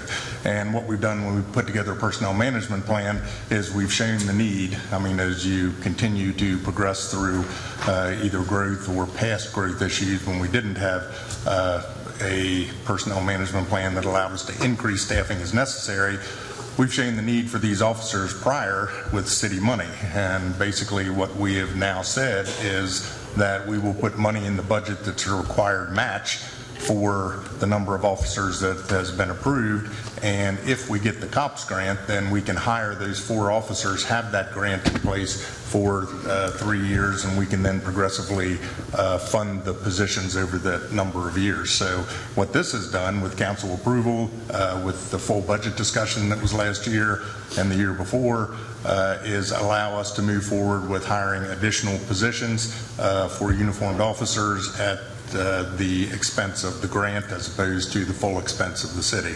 So we, in this case, have the equipment that's necessary, the matching funds that are necessary, and now $500,000 of other grant funds, which everything's tax dollars, but it's not local tax dollars specifically, or ad valorem tax that will be paying for those officers until the grant expires, at which point we have in our pro forma that we would continue to fund those positions. So it's been discussed several years, it's been applied for so that it minimized the cost to the city to put those officers on instead of the full cost to the city, and the grant was awarded. Fortunately, they did a great job on the grant, and now we can move forward with that hiring process. Thank you. If you need additional information, I'm sure the police chief designee or Kristen can talk about the financing in the budget, where it is, how it is, why it is, when it was discussed. And I thank you for that. It just shows that we're using common sense here. Things are going to save some money for the city. That's why I wanted your explanation. And with that, I move approval of 5H. Second. We have a motion and a second to approve agenda item 5H. All those in favor, please signify by saying aye. Aye. Opposed? Motion carries unanimously. If I could say something further. Oh, fine. Now that you've already voted on it, I don't want to prejudice your vote by saying it first, but like Mr. Wright, I'll not miss an opportunity to expound on that somewhat. When we talk about things, even like the emails that people have sent about traffic on Burnstore Road, we don't even have officers right now to pay overtime to put there and run traffic traffic stops, because we're using the officers we have right now to fill the shift need that we currently have. We look at our response times, we look at the number of calls that we're getting in, and we look at surrounding areas who this year unexpectedly increased their salary levels and benefit levels substantially, and we've lost several officers We know that through this type grant, we're bringing in a younger group of officers, but the qualified officers we have, we are losing, and we are, you'll see Captain Nara, you see the police chief out on the street right now that's running patrols, because we don't have the officers on the street to do that. So this is one of the initiatives that we had put in so we could get more officers in place. But at this point, we have not stopped the hemorrhaging, because we've had other agencies that have increased their salaries. A 5-year officer can go, right north of us and make $10,000 more. They have free health care for their families, not just the employee, and they've reduced their retirement contributions from 8% to 3%, so they get a 5% bump right there for the same benefit. So when we talk about the need for these officers, we need these officers. That's the bottom line, and we're going to have a substantial amount of discussion as we move forward on our personnel management plans and what it takes to retain the proper response times and rates that we actually accommodate for our citizens in the city. Okay. Thank you. Aren't you glad you asked? Yes. And finally, on the consent, Harbor Bridges mural replacement, mural request application. Donna? Yes. My question is, has this gone before the Historic Preservation Advisory Board? I was the chair of that board for a number of years, and I recall the process was that board got to opine on the design before it came to City Council, and I'm wondering why it's going in this direction. And also, is there a plan to share it in person with the HPAB at their next meeting? You have to turn, I think just turn it off. There you go. Okay. Good morning. Kelly Gaylord from the Punta Gorda Historic Mural Society. It's a good question. I actually discussed this with city staff, and I'm sure you know, the actual duty of the HPAB in regards to historic murals is to review proposed murals by the Mural Society to ensure historical appropriateness. In other words, is the theme of the mural based in our history, and is it appropriate for public view?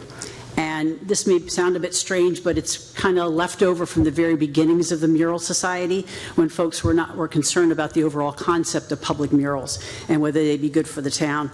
Since this is an existing mural and the theme is Harbor Bridges, it has already been reviewed by HPAB back in whenever that was, and the theme is staying the same, still Harbor Bridges. So it was determined by city staff that it's already considered historically appropriate and that it would not require another review by HPAB.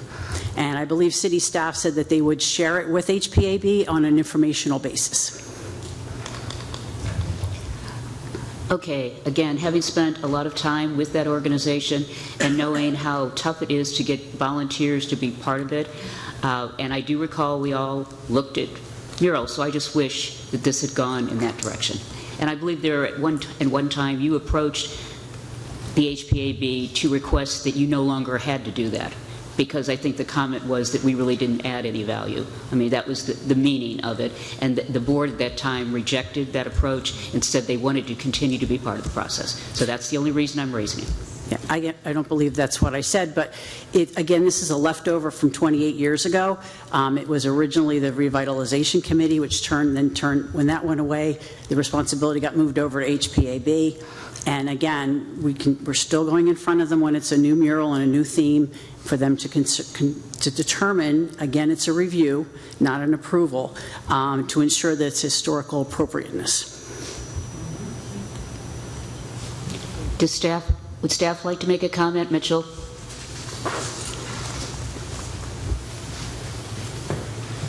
For the record, Mitchell Austin, Urban Design.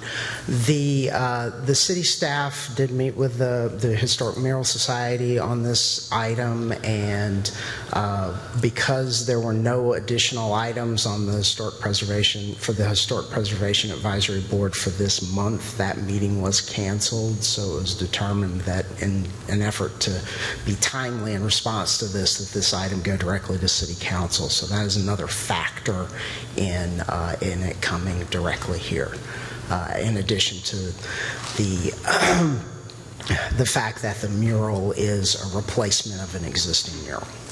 Okay, not to beat a dead horse, but would it not have been possible to send this presentation to the HPAB and just as a heads up, this is going before City Council rather than as an after the fact? I mean, I think that might have been appropriate. Certainly, that was the intent of staff, was to do that immediately. However, it dropped through the cracks, and it was not sent until Monday of this week. So yes, there was some timeliness issues on city staff's part as far as getting the item out as quickly as it should have to the HPAB board members. If I may make We a will rectify recommendation, that. you can ask to postpone this to a date certain, and give the staff time to send it on to the HPAB for their comments, and then bring it back to council at a later time. I mean, and obviously, I know that Kelly's interested in fundraising for this project. I think you can fundraise without, getting that final go-ahead. I respectfully disagree. They had a meeting with staff. Staff said they would pass it along. It's not anything that they have to relook. From my understanding, it's the same bridges. It's the same material. It's just a redo of what's already been through the historic preservation. So I think there's a time management issue, and that's why the Mayoral Society is trying to get this done. So I don't believe it needs to go any further. I believe that they had a meeting set for this Thursday, the HP, and they canceled it because they said there wasn't enough to discuss. So I just find that in this circumstance, I think we just move it along and go from there. Any other comments? Debbie? I agree with Melissa on this, and also as far as the mural, it is not the cost of the residents, as we understand it is funding, which I think is fantastic, and I agree it's part of our history, and I agree with Melissa on that comment. Okay, who would like to make a motion? I'll make a motion to approve 5I. Second. We have a motion and a second to approve agenda item 5I. All those in favor, please signify by saying aye. Aye. Aye. Opposed? Opposed. Motion carries 4-1. And with that, we'll take a 10-minute break, and we're going to come back at 10:40.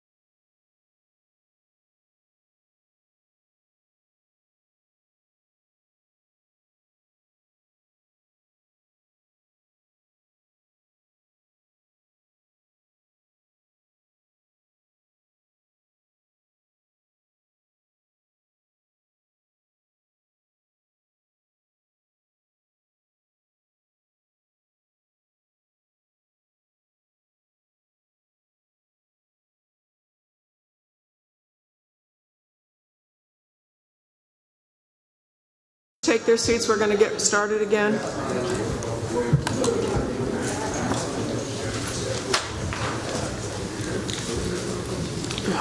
The next agenda item is the award of agreement to Quality Enterprises USA, Inc. of Naples, Florida to complete force main gravity sewer improvements on Henry Street. Good morning, Ann Heinen, Procurement for the record.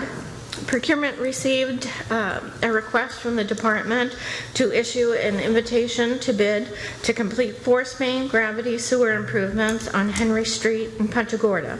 Solicitation notices were sent to 766 vendors, 29 viewed them, and the city received 4 responses. The total estimate for the award is $2,399,610.65. The department is requesting a contingency budget of $80,000, which is inclusive of that figure. Total construction time to complete the project is 244 calendar days. A notice to proceed will be issued upon the contractor's insurance and performance payments bonds being received by the city. Once the notice to proceed is issued to the contractor, they will begin construction within 10 calendar days. Staff is recommending award of the agreement to Quality Enterprises USA of Naples, Florida. Any questions for staff? So, as a comment, I know Neil's here, or procurement. Procurement works with the various bidders when bids come in to get the best price for the project that's being proposed. It could be anything from cost per yard of concrete to, whatever the case may be. It's not just because it's the lowest bidder, but when you look at this, here's another major infrastructure project because our buildings, our pipes, everything is infrastructure for the city.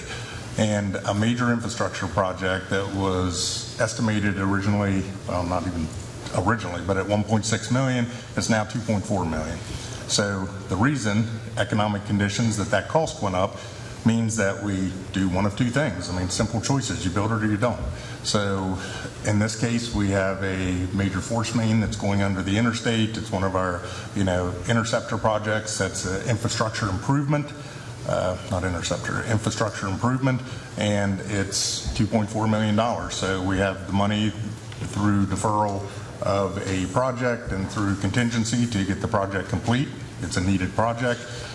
And if not, we'll spend the money on repairing pipes and getting crews out in the middle of the night and having environmental contamination. But just because the project went up by 50% doesn't mean we can't do it. Any questions? Anything wrong with that? Neil Peters, Utility Director. This is the West Henry project. The East Henry is the one going in under 75. So this is coming from Bass Inlet Bridge to the MPF on Henry Street. Yep. Question? Debbie? So, please forgive me because this is new to me. Traffic rerouting, do we have to worry about any traffic, issues that we have while we're doing this? Yes. Yes. Yes. There is very little easement on the side of Henry Street right there. It's probably 5 feet of easement. So we're going to have a lane closed, yes. So we'll have press releases issued to the media and all local social media sites and everywhere that Melissa always handles for the city. Okay, we need a motion. I will move to approve 6A. Second. We have a motion and a second to approve agenda item 6A, the award of agreement to Quality Enterprises for the force main gravity sewer improvements on Henry Street. All those in favor, please signify by saying aye. Aye. Opposed? Motion carries unanimously. Next, we have the award of specific authorizations to purchase police department vehicles from Bozard Ford of St. Augustine, Florida. Morning, again, Ann Heinen for the record, Procurement. You might want to put that mic down. Thank you. Due to chip shortages, overabundance of orders, and the most recent strike, Ford is not accepting orders for the 2024 model vehicles for the Ford Interceptors. They are utilizing the 2024 models to supply vehicles for orders that were received for the 2023 models. That were not produced due to extenuating circumstances in the recent strike. We anticipate that the order bank has opened currently for the 2025 models. Excuse me. The only opportunity for the city to purchase vehicles currently will be for the 2025 models. And then the only other opportunity will be for the 2026 models. Because there have been significant delays, and we anticipate, again, additional significant delays, we thought it would be best to request that we purchase the 2024 models along with the estimated budgeted models for 2025 moving forward, since we will not be able to order additional vehicles until the 2026 order bank comes available. And again, according to the dealership, that for the lowest bidders that we've competed our competitive, our cooperative contracts, the Florida Sheriff's Association, I'm sorry, I can't speak this morning, and our Sourcewell contract, and the state of Florida. The state of Florida vendor put a no bid status in. So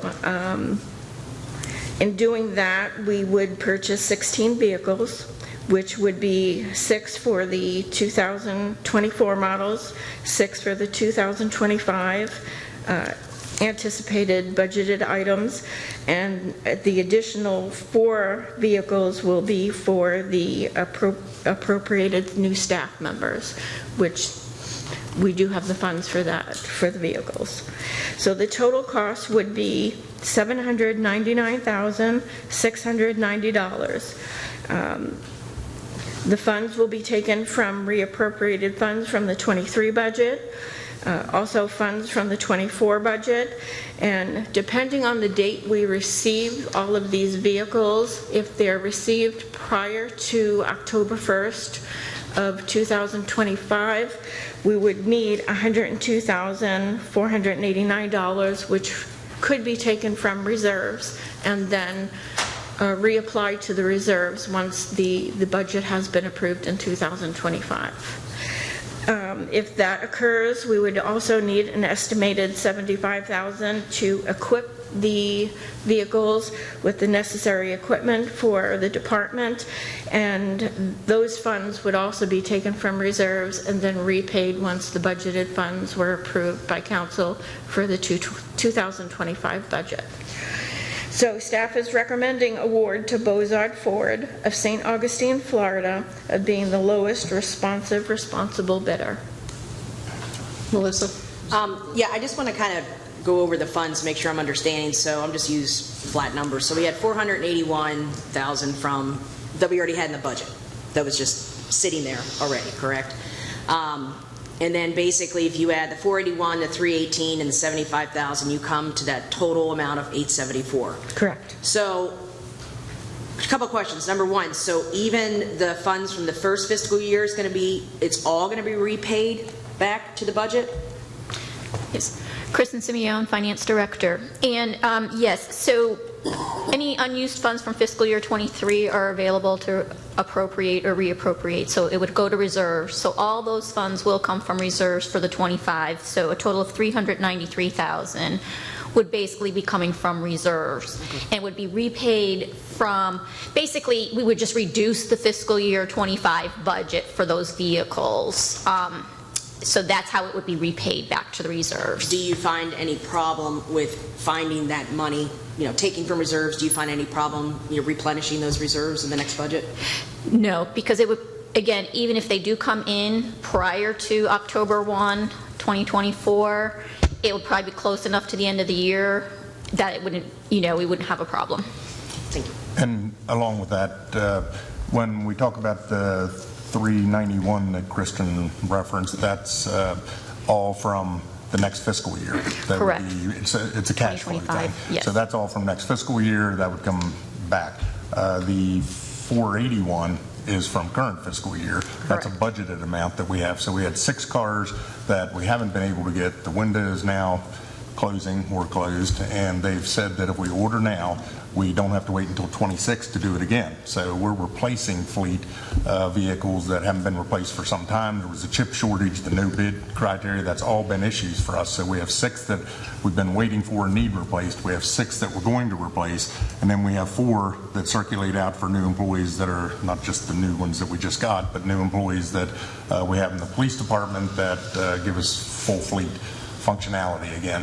And when we look at that, of course, with fleet replacement protocols, we look at mileage, we look at use, we look at criteria like the cost for maintenance of certain vehicles.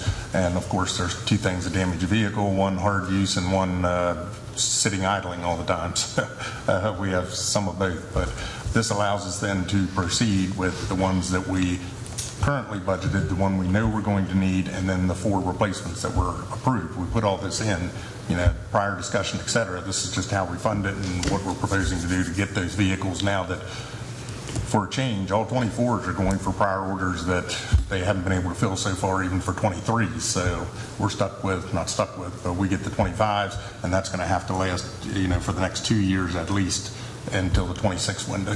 So, Bill? What's the life expectancy of a car? I mean, once we get it in, how many years do we get out of it?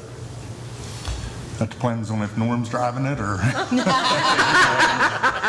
depends on.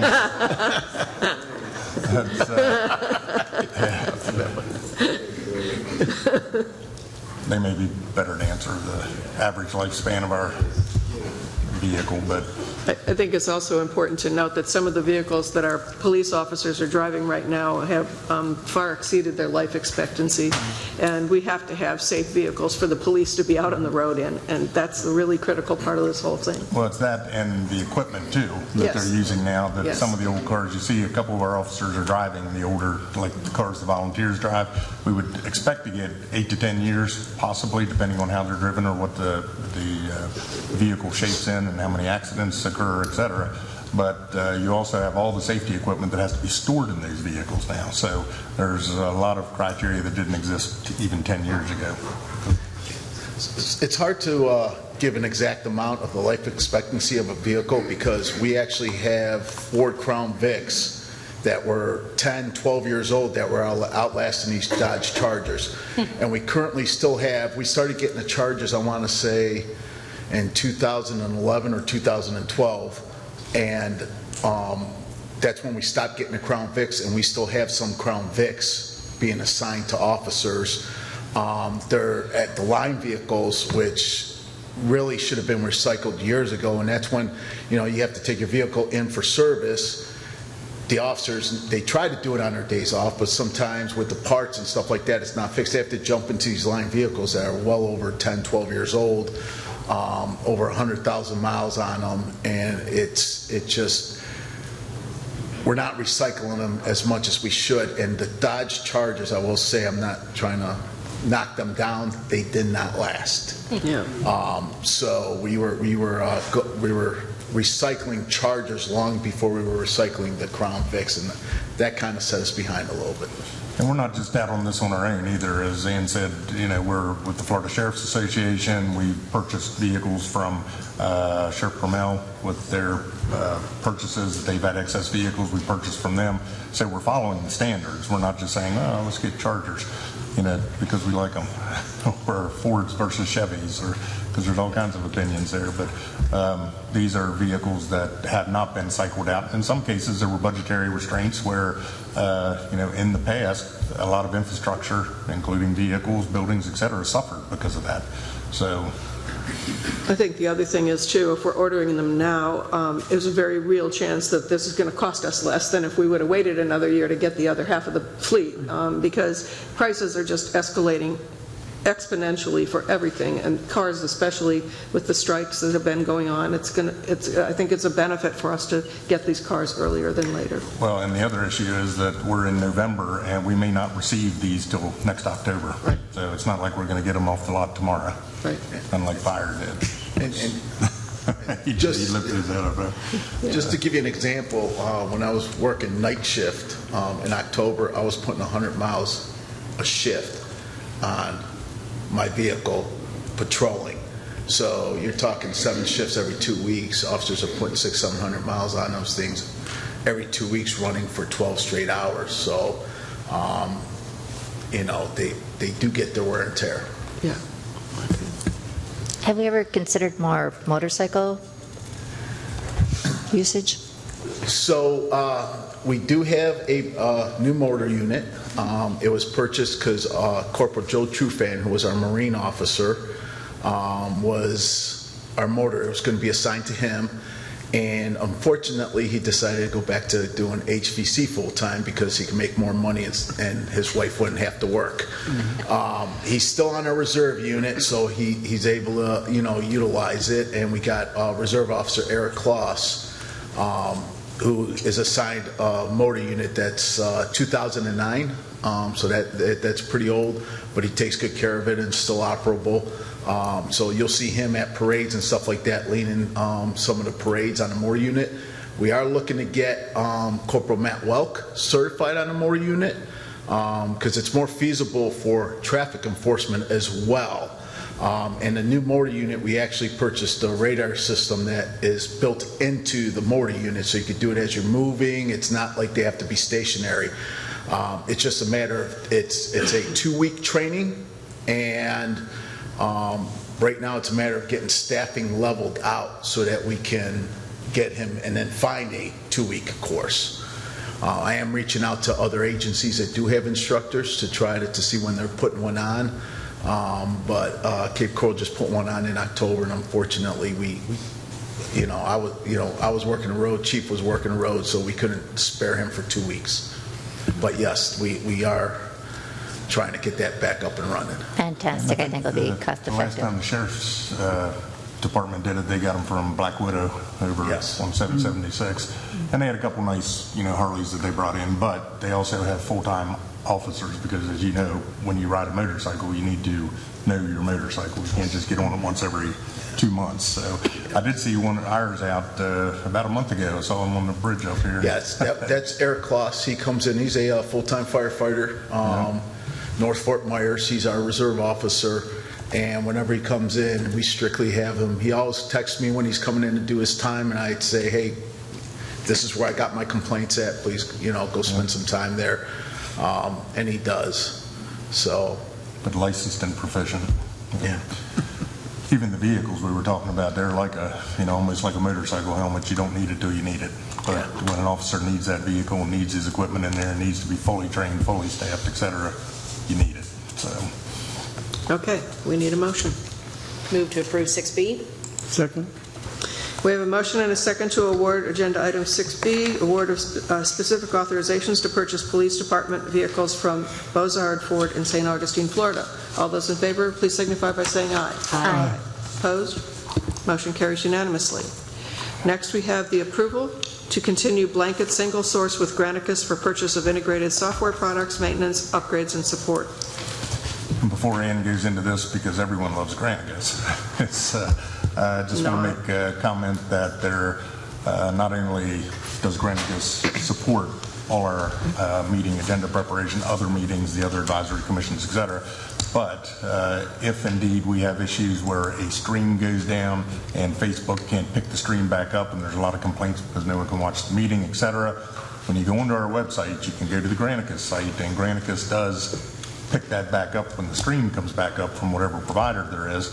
And there's also opportunities to, once it's completely rendered and uploaded to the Granicus site, you can click on the agenda item and it'll take you to that in the video instead of having to search through it like you might on other social media outlets. So it does provide a lot of service. Sometimes it's cumbersome, but at the same time, one of the reasons it's cumbersome is because there's so many facets to it that can be accessed from so many different venues so that everyone can come back to a central management platform. That's the one the city chose some years ago, and really we're looking at our maintenance period where we have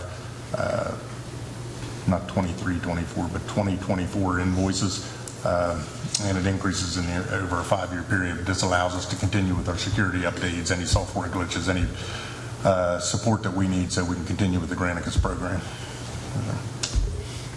And Ann Heine, procurement for the record. Ditto. Basically, this is embedded technology that the city utilizes, and the initial sole source was approved in 2020, and it was under the city manager's approval authority. Due to increases in the software, the annual expense will be $67,436.47. The department is asking for a buffer of 5% increase for a total approval authority of $86,067.90 for this technology. Again, it is for the city meetings management, board and committee management, video and streaming management, and support and hosting of the city website. So the current notice of intended decision will started in 2020 and will go through the abandonment of the software by the city. So staff is recommending approval of continuation of the sole source with Granicus. Questions for staff? Is there any point where we revisit any other kind of software to see if it's more cost effective, or is this something that we're always, I know that's kind of a tough one, isn't it? It's kind of one of those like, it would cost us way more money. Way too much more to even consider doing something. So they kind of just basically have us by saying that we have to. Okay. Yeah, we're so heavily invested in this, unfortunately. It's been around with us for several years already, and it would probably cost almost millions of dollars at this point. Okay. Thank you. And that was... I don't disagree, by the way. I don't like this program at all, but... It's 2020, a month before I was officially in charge. So just to put that out there. But yeah, there's going to be a point where something happens, technology or something, that this then becomes expensive enough that when we do the cost-benefit analysis and we look at our bids that went out, because we didn't just choose this without the whole process, that there might be an opportunity to see if there's something better or more user-friendly out there that we can do. But right now, we're heavily invested in the Granicus program. And I would encourage staff to continue researching that as time goes on, because this is not a user-friendly service, this Granicus program. I don't find it useful at all to me. I end up going into the website and using the website for my agenda information most of the time. I just don't like the concept of having to go in and out of all different screens every time you want to read something. But it is what it is. Subscription-based services are unfortunately the thing of the times, and most of the software manufacturers are no longer producing single program software disks anymore. And you can't buy single source disks. You have to go in these subscription-based services, and it's large enterprises. Yeah, and it's a big financial gain for them, obviously, but it is what it is. We're kind of stuck with it. So. I'll move approval of 6C. We have a motion and a second to approve agenda item 6C, the approval to continue blanket single source with Granicus for purchase of integrated software products, maintenance, upgrades, and support. All those in favor, please signify by saying aye. Aye. Opposed? Motion carries unanimously. Thank you. And next we have council photographer.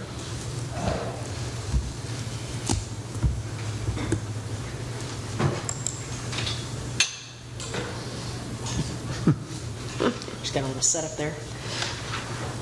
She's got to move her desk. Sorry about that. Sarah Welch, City Clerk, for the record. So council needs to select a photographer for this year's professional headshots and group photos.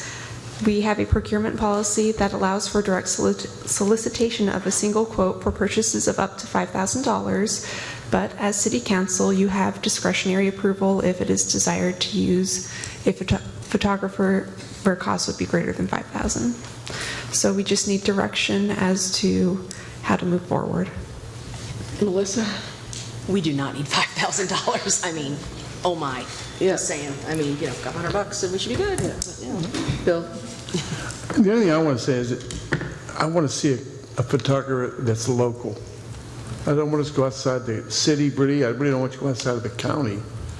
I want whoever it is to be local. I believe I sent you something on Miss Lynch, who is local. Yes, that was one that was I suggested. also sent information on the photographer that does a lot of work. He lives just over the county border in Northport, but he does frequent work in the city and the county, and he did my wedding photos, and he's phenomenal. And as far as I'm concerned, he's probably the best around. But we should look at other options. We should find out what options are out there and compare prices. And I agree, I don't think we need to spend $5,000, but I also don't want to use the photographer we've used the last 2 years. And they were two different ones. And I don't want to be outside blowing in the humidity on the next Yeah, go-around, okay? I would agree with that as well. Oh, fun. So, direction for Sarah.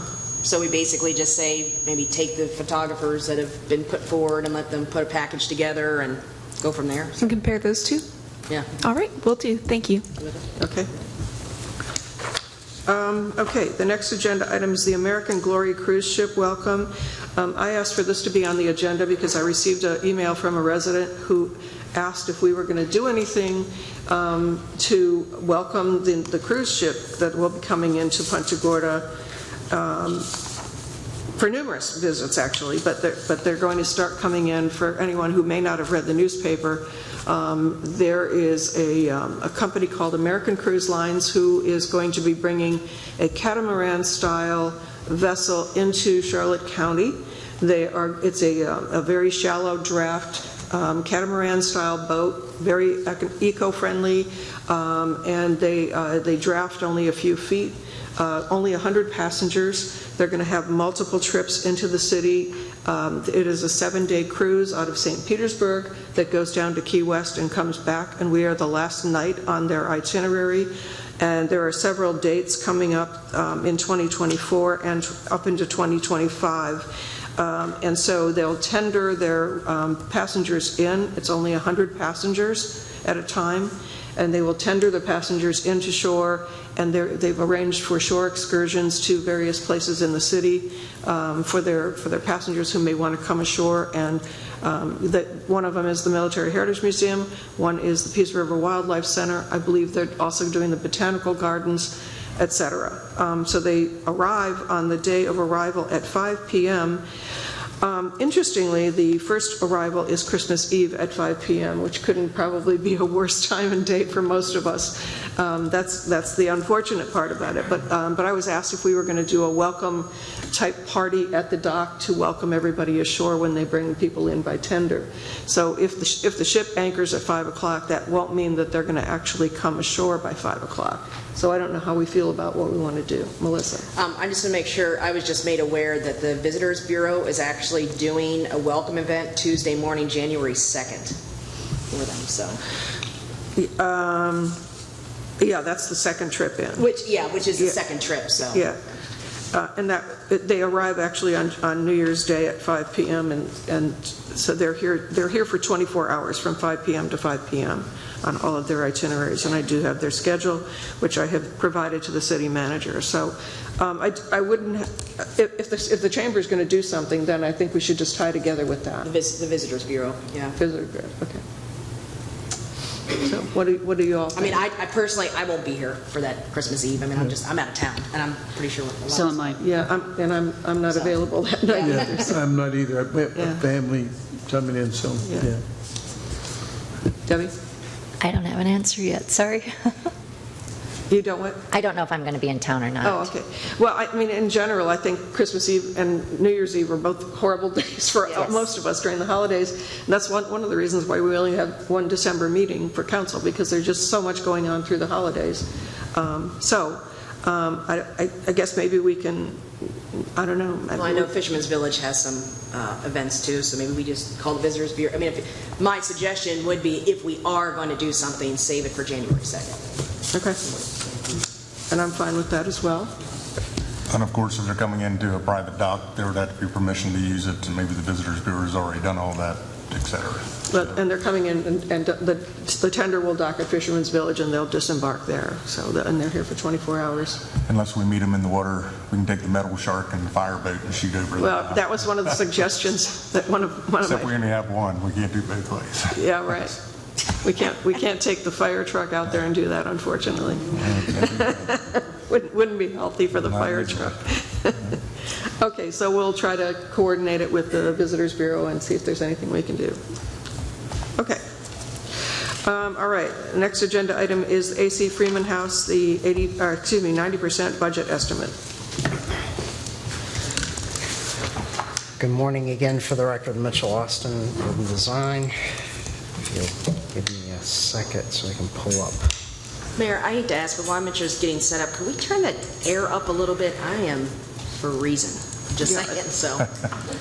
I don't know if anybody else is, but I'm really cold. It was turned down at the beginning because the room was full. Because there are a lot of people, yeah. And when he did it, he said, you know, they're going to complain that it gets too cold. I don't know. Let me go see if I can figure out how to do it. I think he's going to. Somebody up there? No. Yeah, because they turned it down. I think Isaac turned it down. All right. No, I think he does. Because Gary's not here. I know, I'm not the only one I can tell. Yeah, I'm cold with a sweater on. Yeah. Yeah, I concur. Even I am chilly this morning.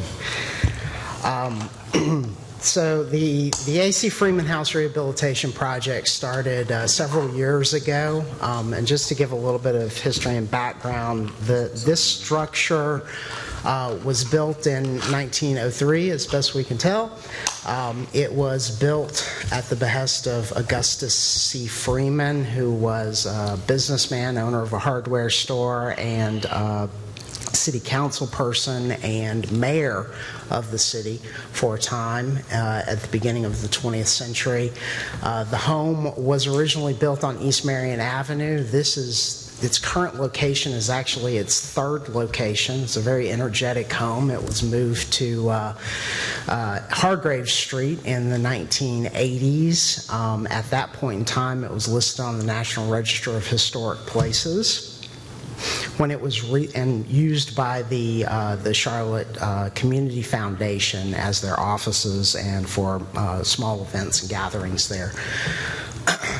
After Hurricane Charlie, the land that building was sitting upon was requested back by the hospital who owned the property, and the Charlotte Community Foundation granted the house, asked the city if the city wanted the house to save it from possible demolition, and the city then took possession of the home and relocated it to this site in late 2005 with the building opening in 2006. So between 2006 and the late 2010s, the building was used by the Charlotte County Chamber of Commerce as their Punta Gorda office space, so it was open only periodically.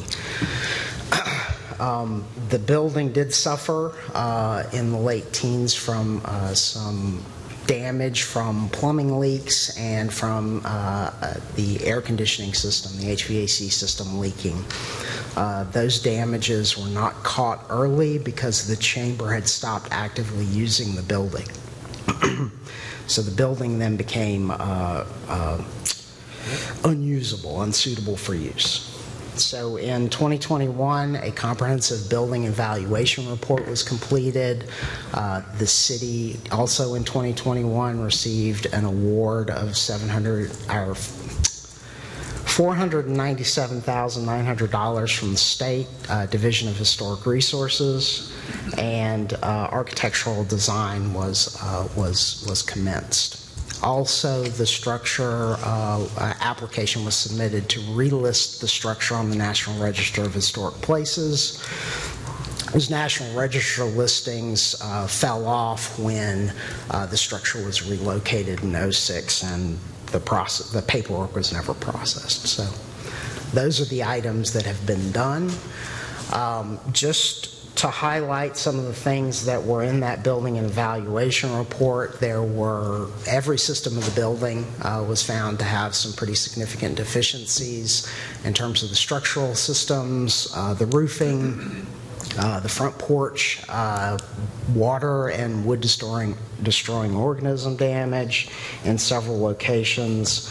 In terms of the life safety system, there was, of course, no fire alarm or suppression or even building security systems, even a basic burglar alarm. And the rear exterior stair was deemed to be unsafe, both structurally and in its configuration. So the HVAC system, they're still chugging along, being held together with sticky tape, but they have exceeded their useful life and need to be replaced. The electrical systems were found to be non-code compliant, and that's all the way from the building panel to the use points. So there's a need to completely redo the electrical system, and lighting is extremely limited, being a historic structure. All of the existing plumbing systems is extremely old and showing signs of corrosion, as well as plumbing fixtures, which are a mix match of period and non-period fixtures, which they recommend replacing. In addition, the building has no ADA compliant restroom facilities, so unless the structure is used as a single-family home, again, ADA compliant restrooms need to be added.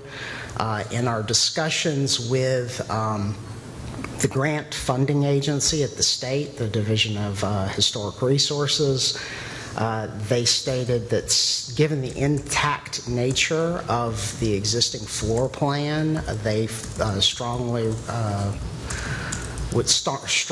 advised against converting any of that existing space to an ADA restroom. The current restroom is on the second floor, so that can't be used as an accessible restroom facility. Hence the need for the proposed restroom pavilion. So where we're at right now, we've got full 90% plans. The restroom pavilion did require the resculpting of the existing stormwater management area, which is immediately behind the building. We have the permitting in place for that work within the water management area, as well as the complete 90% plans. And the next anticipated milestone in the design process is the final 100% construction documents, which are anticipated very shortly. So the city did engage the services of a construction manager at risk for pre-construction services. They are to provide two tasks, a 90% budget estimate, which is what we're here today to present, as well as the final guaranteed maximum price. So this 90% budget estimate provides a detailed cost estimate and other enumeration of documents and billable hours from the firm Christel Construction of Fort Myers. So there is a significant increase in the budget estimate, the 90% budget estimate presented today relative to the capital improvements program. A lot of that is due to the factors that we've discussed today and we've seen on other capital improvement projects as far as the macroeconomic conditions, regional labor shortages, global supply chain issues, and the inflation and interest rate environments. Other factors that are strongly driving this increase are the fact that the plans that we have now at 90% are they're construction documents, so they have those details and specifications that are necessary for a contractor, or in this case a construction manager at risk, to identify what's needed to construct the building. Prior to that, even at the 60% plan stage, we really have a design development document where we're still discovering things and we haven't necessarily started in with the design specifications and details for actual construction. The other factor is this is a historic preservation project, and historic preservation requires high-skilled and labor-intensive factors. And the other factor there in historic preservation is that you don't know what the conditions are underneath the surface. So there's a bit of a need for a fairly high contingency for these types of projects, because you never know what's going to happen when you open the walls and the floors and you start doing the actual repair work. So the 90% cost estimate is here. The grand total is $2.2 million. Of that, the actual cost of work is that $1.3 million. General conditions of about $450,000, which gives you that subtotal of $1.7 million, 1.78, and then contingency, liability, and the other factors that you see there, the fee for the construction manager at risk. Again, we do have a state grant for $497,900, which leaves us with local funding need of 1.7. So here is just the existing capital improvement program and project funding and source of funds. So the vast majority is 1% sales tax. There's some insurance proceeds, and this is for the damage that was incurred to the building prior to Hurricane Ian. So this is the plumbing leaks and HVAC leaks for about $32,000, giving us a grand total of, and the state grant funds, of course, giving us a grand total of the $1.4 million. The finance department has put together this proposed project funding. So the existing capital improvement program from all sources, additional funding from the insurance proceeds that are hurricane related. So that's Ian Idalia of $150,000, and that's, I believe, a projection. And then unspent carryover funds of $626,000 to make the project whole. In terms of the upcoming milestones, we do anticipate construction plans before the end of the year, guaranteed maximum price from the construction manager at risk in January, and construction to follow about a one-year timeline. So it just says 2024 in general there.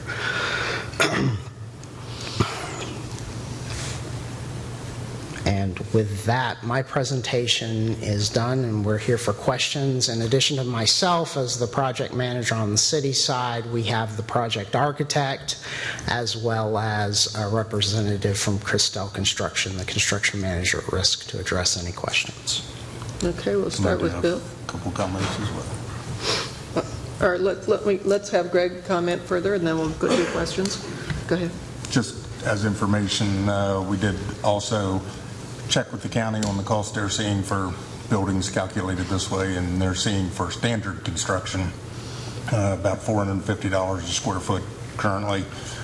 For historic construction is a whole different ballgame for a lot of the stated reasons, including the architecture and the requirements of multiple review, not only that, but state requirements, especially on a listed property. And this is appropriate for both the projects we're going to discuss, as to what's required, how you can add additions, etc.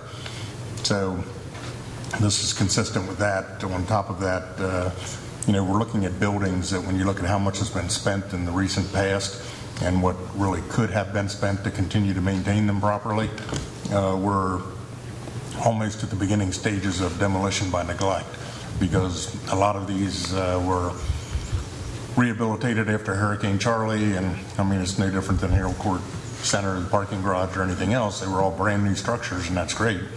But 18 years later, they're not brand new structures, and maintenance on them has sometimes suffered budgetary considerations. So now we're at a position where you have buildings that almost have to be completely gutted and redone because nothing works, and they have mold on the inside, and they're just completely demolished because of neglect.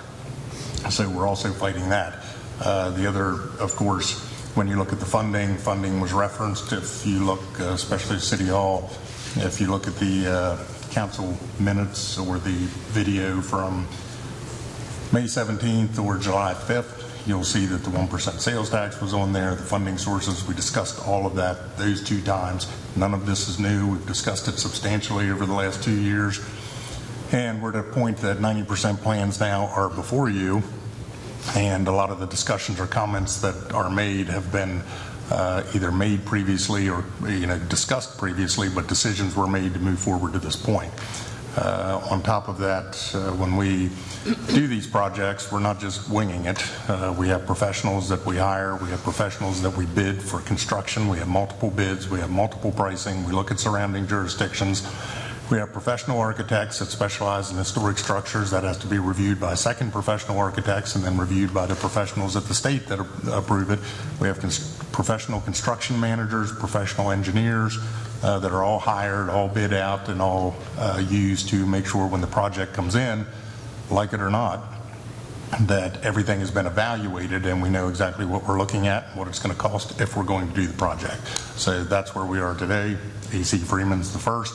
City Hall and council chambers is, of course, the second. Okay, Bill. It's a beautiful structure when it was fresh. You know, I've been in it many times for receptions and meetings. I stood on the street and watched it being moved to its current location. But to be truthfully, I've gone as far as I can go with this building right now. I think we ought to mothball it. I don't think we ought to put another penny into it until we have the funds to do it with. And I'd rather see the funds go to something else. And so I have no intentions of voting for this project today. That's where I stand. Melissa?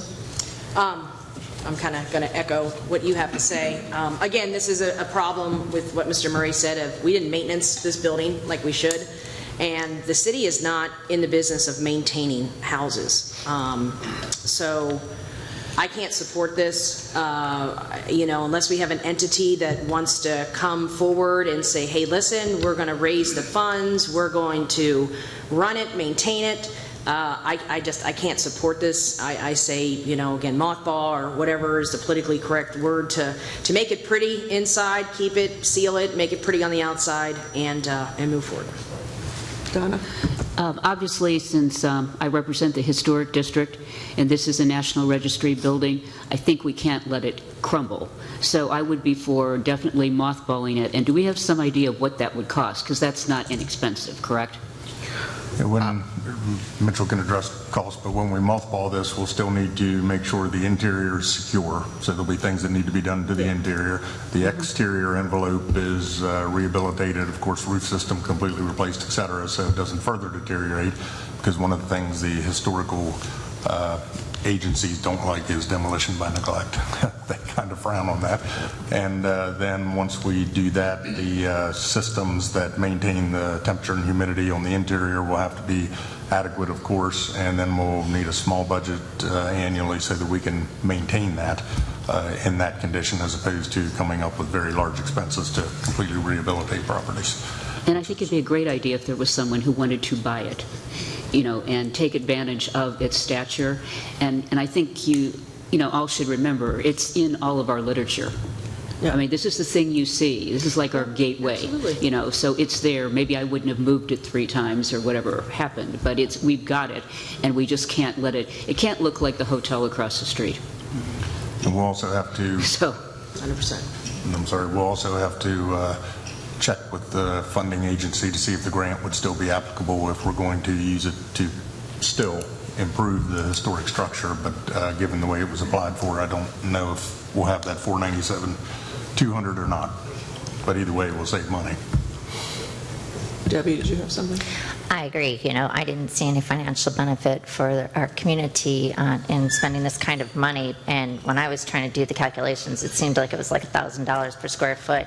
And that doesn't stop us from any future flooding, any future hurricanes, anything that's going on. And that was my question too, Greg, is, you know, can we use this money that has been granted to help offset with the mothballing it, also the $150,000 and the $32,000 that we've received for hurricane and stuff can be used to mothball it, and maybe consider trying to find grants to maintain it in its status, to keep it there so when it comes into the city, it's a very pretty site, but it doesn't cost the residents money. Yep. I completely agree with everyone. I had a number of questions that I was going to ask because I've been asked by a number of people I've talked to when they saw the agenda item, was like, wait a minute here. I don't think that we should be in the business of being a landlord, and what are we going to do with it once it is refurbished if we spend all that money? We still haven't identified what the useful purpose for it will be at that point. I just don't think that we should be spending any more money on this. Do we know what we have invested in this so far? Because we've done design and engineering and all of that. What do we have invested in it? And it was several $100,000. Yes. So I would agree with everyone. Let's see if we can continue to keep those grant funds and use them toward mothballing it. Or let's throw another idea out on the table. What if we were to say to someone in the community, and this is just thinking outside the box, say to somebody in the community, we would deed the building to you with an ironclad agreement contract that you will refurbish it to historic register standards, and then you can do whatever you want with it as far as using it for a public purpose or whatever they decide they want to do. I think that, if you look at who owns the building that Carmelo's restaurant is in, perhaps they would be interested in using it as an additional venue for Carmelo's. I don't know. It's just something that I thought might be an option, because we don't want to see it destroyed. I mean, it's a historic building. It's a beautiful cornerstone of the city as you come south off the bridges, and I would not want to see a demolition have to happen. And the historic people would go crazy anyway. So, and I respect that a whole lot, because the city is based on a lot of history. So It's my people, yes. yeah, Donna's people, that's right. But I wish that there was something more that we could do for it right now, but I just can't see us spending $2.3 million on the restoration of this building. Did we ever pay money for the house to be moved to that location and to excavate the site? What did we pay for that? Do we know? I would have to research it. I don't have I'd that be number at the interested in top of knowing my how head. much money we have invested in that facility in total up to this point, because we're obviously paying utilities and other things to keep the building from getting any further destruction inside. So I have to say I agree with everybody, and I would not support moving it forward. Mayor, just for your own edification, Bruce Lashley owns Carmelo's building. Carmelo's, yes. Bruce Lashley owns Yes, I knew that. Yeah. I knew that. I wasn't going to name names, but yes. Okay. I knew that, yes. We Yes. all knew that. Yes. But I'm just saying that might be a possibility. Maybe they could use it as a venue for additional events for small groups, bridal showers, wedding showers, whatever. Baby showers, whatever. There could be a multiple amount of purposes for it. But, first of all, the additional funds that would be required to make it ADA compliant are also a big deal, because we have to put an ADA compliant bathroom facility on the property at the ground level. And that itself is going to cost a ton of money as part of this project. So It made me wonder about an elevator too, since there's a second floor. right. Unless we don't make the second floor accessible to the general public. So, but even still, the upstairs still has to be renovated no matter what. So there's a whole lot of money it's just a deep sinking hole that keeps getting bigger by the day. So is it possible to get, maybe by the December 6th meeting, an estimate of what the mothball expense is going to be? Because that's not free. Yes, we will go back to the construction manager at risk and see if and the project architect and see if they can work up a plan of action, some numbers for that. Just based on staff's sort of back of the napkin look at it, the things that you would be pulling out of the project to mothball the building would be the ADA restroom, any of the plumbing work, any of the interior finish work beyond making sure that all the holes are repaired, but all of the structural work, the electrical, the HVAC, and all of the exterior building envelope items would have to be done in order to make the building, in order to fully stabilize the building. So those are pretty substantial costs. Also, staff has not reached out to the state granting agency yet, because we wanted to get direction from City Council first. But based on the way that the grant application was written and what the justification was for that, these are competitive grants. This grant application was for putting the building back into civic use. So I would imagine that the state agency at the very least is going to cut that dollar award amount significantly if this is just a stabilization project, or they may say, you're not performing, you're non-compliance with the grant, and we won't pay you a penny. So those, we don't know yet, but that is our operating assumption, is that we probably shouldn't count on those grant funds. Okay, so consensus is we do not move forward with the project as stated in the presentation. At the next meeting, we would like to see a recap of what money has been invested for the move to the location it's at right now. What have we invested for the property since it's been there, and what else do we want to know? Well, I'd like to know about the state grant. The state grant, Can we yeah, get an answer okay, right. about that? And again, what the cost would be to do what we're saying, the mothball part. Okay. Correct. Okay. So that's okay. And there'll be a small amount of maintenance after that as well. Yeah. Of course. To keep it. Okay. So there's Excellent. that. And we're, so that ends that discussion, right? Okay. Yes. So we'll move on to the next agenda item, which is the City Hall rehabilitation and expansion project, 90% estimates.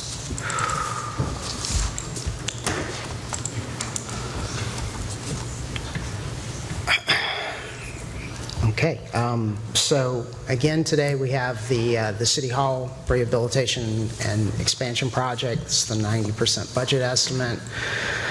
Just the basic project overview is to rehabilitate and protect the existing 1927 City Hall building for its continued use, and provide suitable space for council members and citizens to meet, both in the fit-for-purpose council chambers as well as in small group settings.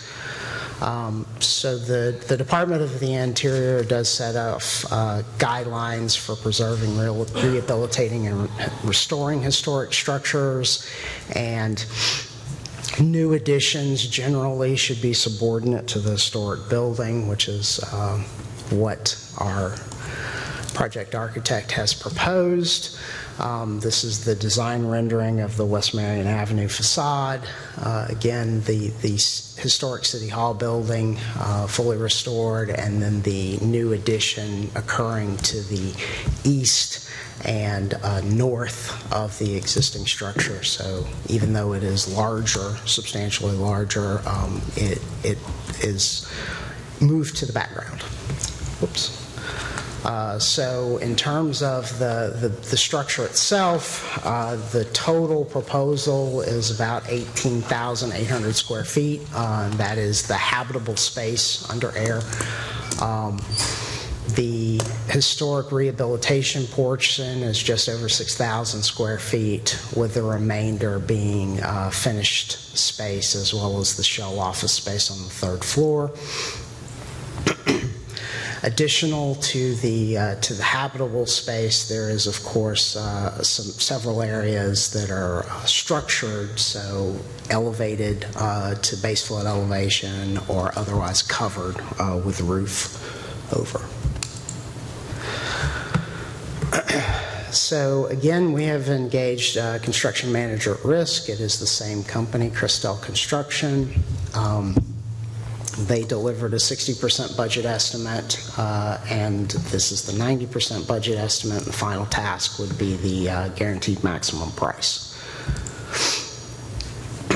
So there is a 22% increase seen between the 60 and the 90% budget estimate. One of the major items that was excluded from the 60% plans and budget estimate was the necessary site work, which was close to $800,000 in the 90% budget estimate. So if you include that retroactively to the 60% budget estimate, the increase is only about 16% between the two. And again, things that continue to drive those costs, economic conditions. This does have a substantial historic preservation component, and in 90% plans, we really have the nuts and bolts, details and specifications necessary for construction. This is the 90% budget estimate, $15.775 million. The existing funding from the capital improvements program is, as seen on the screen, 12.8. The vast majority of that is from the 1 cent sales tax, additional sale proceeds from Bel Air Court, which is a code compliance case, and Fisherman's Village sale proceeds, as well as insurance and additional ADA funds, which are also from sales tax. Finance Department has put together this proposed project funding with additional revenue from the 1 cent sales tax, as the revenue is coming in better than projected. We had very conservative projections for that sales tax coming in, so there's substantial funding from that. And the city is also proposing to defer the Complete Streets Airport Road project for another $1.2 million to make the project whole based on the 90% budget estimate. The Cooper Street project, that ties in, or the airport road ties in with the FDOT project, Cooper Street, is it? Yes, sir. So the Airport Road project is part of the Punta Gorda Pathways system. It is intended to link the Shreve Street Trail to across US 41, across the railroad tracks to the Cooper Street Trail running from the Housing Authority property at Airport Road north to Harbor Walk, to make that complete loop around the city. The Cooper Street project has been funded through the work program through the Charlotte County Punta Gorda MPO with federal funding. So that project is several years out. The design is not until, I believe, 26, with construction funding in 28. So there is also, with the Airport Road project, it does have a railroad crossing, and the railroad has, because of their other issues with getting that line back in operation and all the things repaired, has been non-responsive to the city in regards to negotiating that crossing for the last several years. So it makes sense to defer that project at this point, even though it is a very important connection and long planned, with the Punta Gorda Pathways going all the way back to the very beginning of that program as the ring around the city well over a decade ago. That could also be incorporated into the next 1% sales tax project. Of course, yes, because that would be an out year, or outside of the current 1 cent sales tax, so yes. Because we're doing that again in 26, so yes, it's very feasible to put that in the next cycle. Exactly, yes.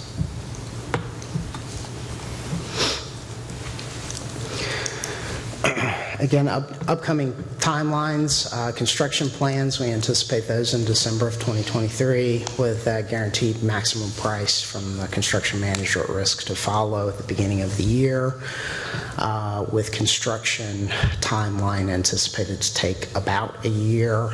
That is just the delivery of the building. The city would obviously have to fit and furnish everything and move back in, so we would not anticipate the building opening before spring of 2025 if everything goes perfectly. And again, if you look on our website, 1926 was when council approved the original City Hall. 27 is, as you see in the presentation, when I guess was finished and occupied. Yes, sir. So this would, if approved, be in time for the 100th anniversary of renovation. And again, just as comments, first, both of these projects, the discussion, substantial discussion was held as far as what final design should look like and final costs brought back in, so that it could be discussed what projects can and what cannot be done.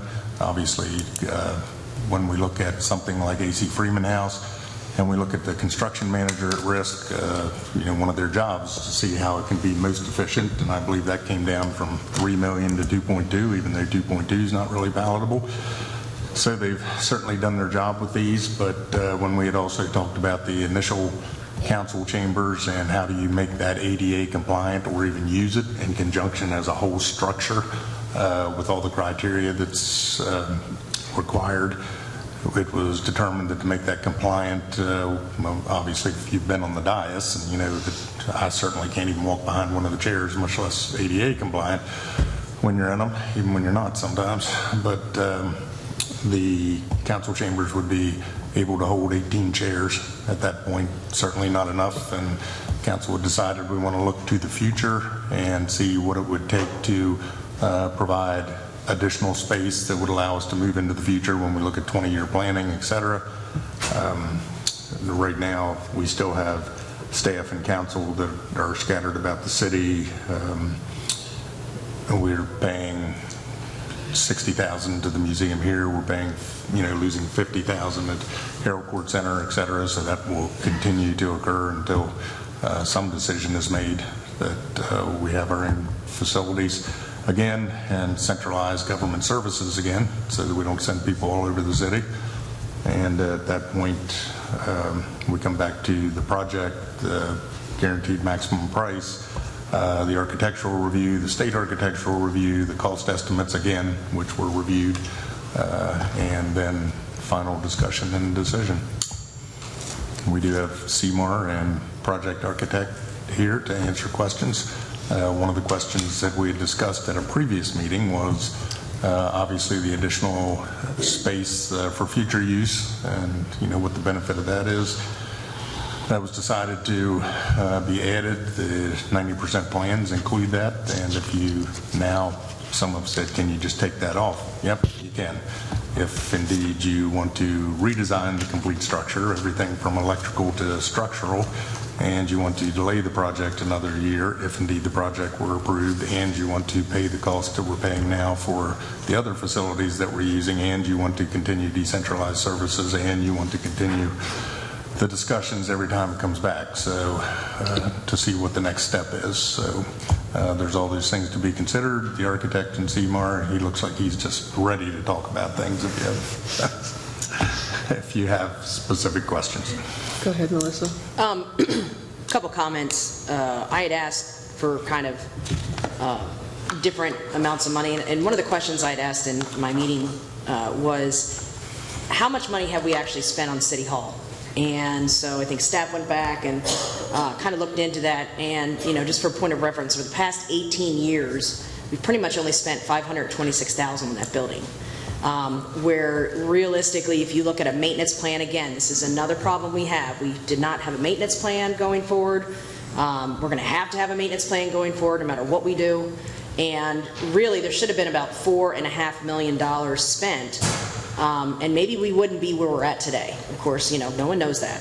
But, we're spending $50,000 a year for Harold Court. We're essentially losing out on that possible rent. A lot of money for military heritage for meeting here, and then now we've just moved the other part of staff over to a place in Tolls Plaza.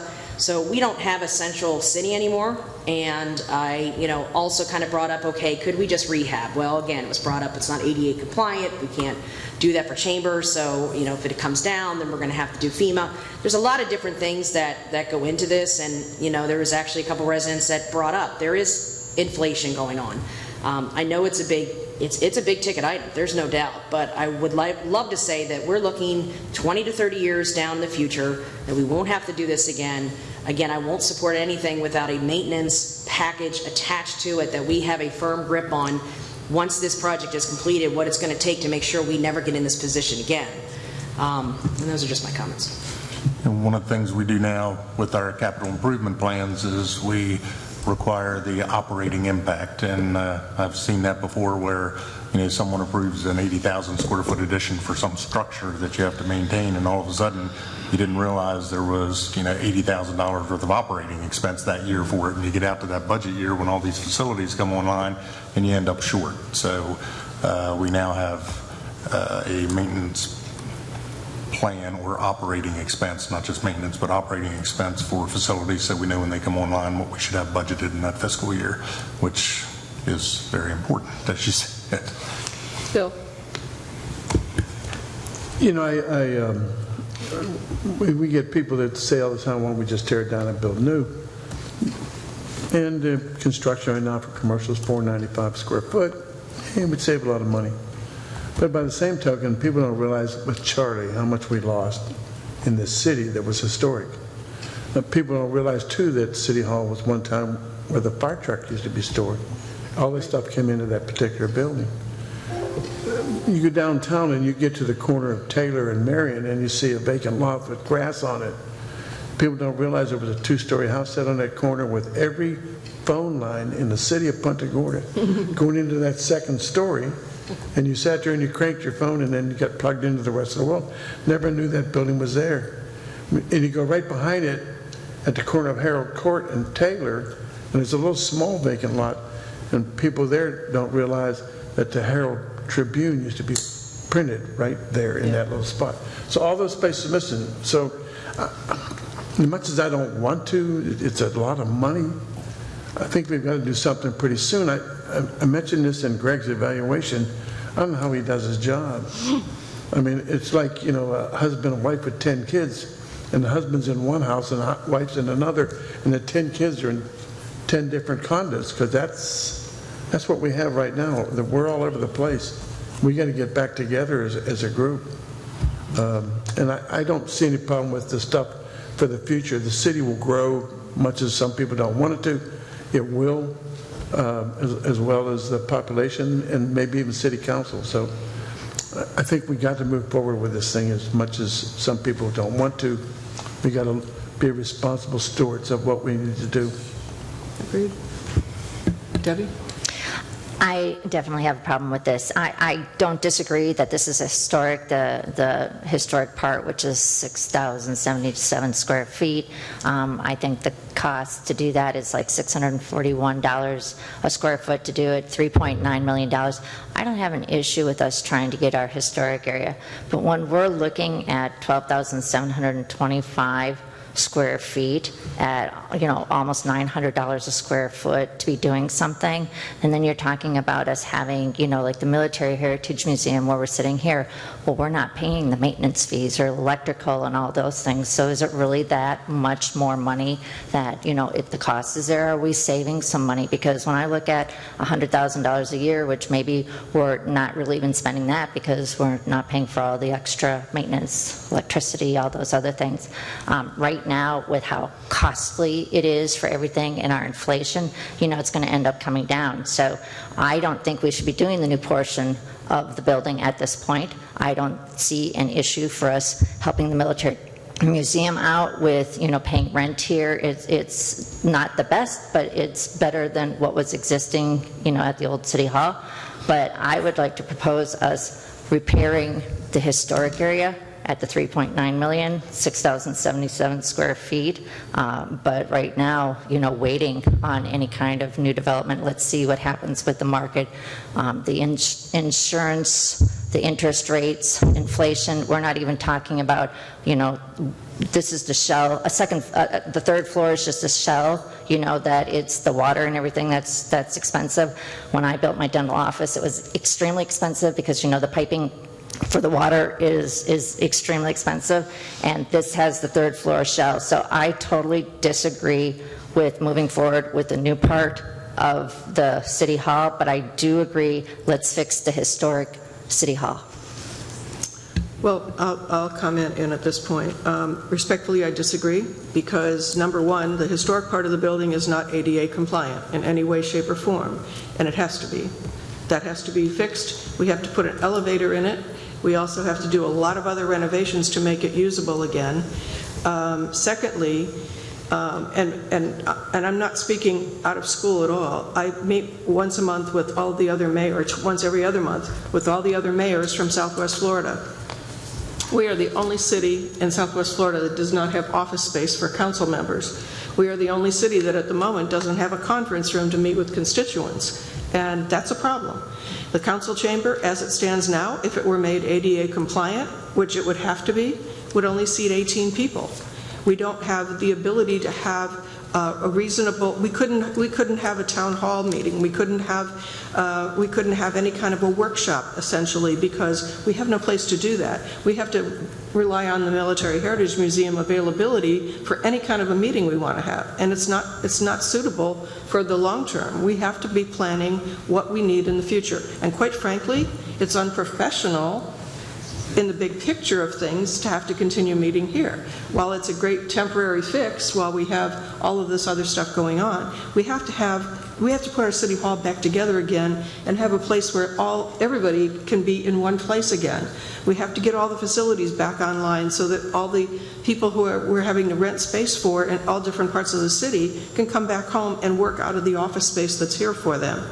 And it has to be done. In my opinion, it has to be done. I don't like it any more than anybody else as far as the cost of it goes, but the longer we wait, the more money it's going to be. And it's got to be done, period.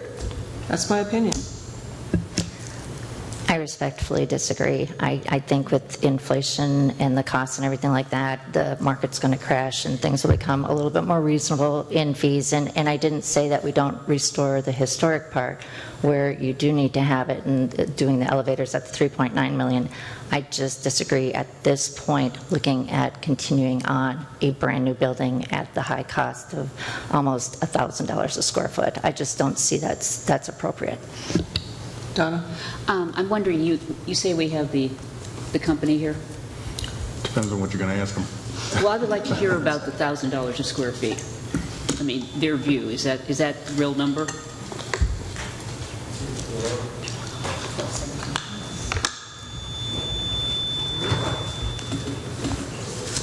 I mean, we've thrown around a lot of numbers. So The number in the agenda packet is 540 some or 5, whatever it is. And that was based on 18,802 square feet, which includes the historic rehabilitation, which is 3.9. So that's why I'm basing it off of the proper 12,725 with the third floor shell. Oh, you said proper. The proper. 12,725 square feet. I think the construction managers. Okay, Alex Majakis with Christel Construction. Can you tell me where you're getting the $1,000 a square foot for? So you have the building area total 18,802 for the new area, but you have included in there historic rehabilitation. The historic rehabilitation is separate with 3.9, which includes the 1802, so the new construction part is 12,725.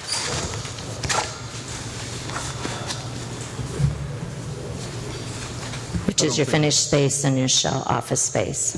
I don't think it's the cost that's in question, it's the square footage. Because when you divide, you get a number, and that's the same thing I asked Mitchell yesterday. And even if you did the both, it was still 792.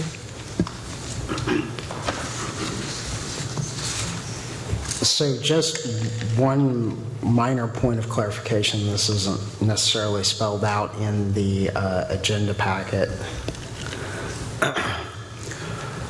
So the total finished space there is that 18,802. There is another 2,600 square feet of structured space. Let me see if I can get my cursor up here.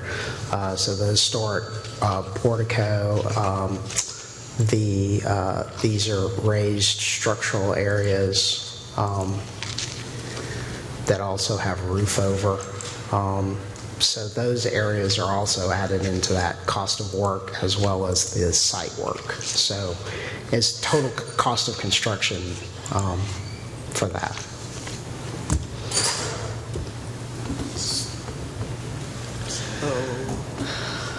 We get a clarification? So then we don't have accurate information. So is the question what the total cost is for the per square foot? The information's accurate because it says building area, and it references the colors there. But we still have to I think look what at... we're wanting to know is what's the actual square foot price?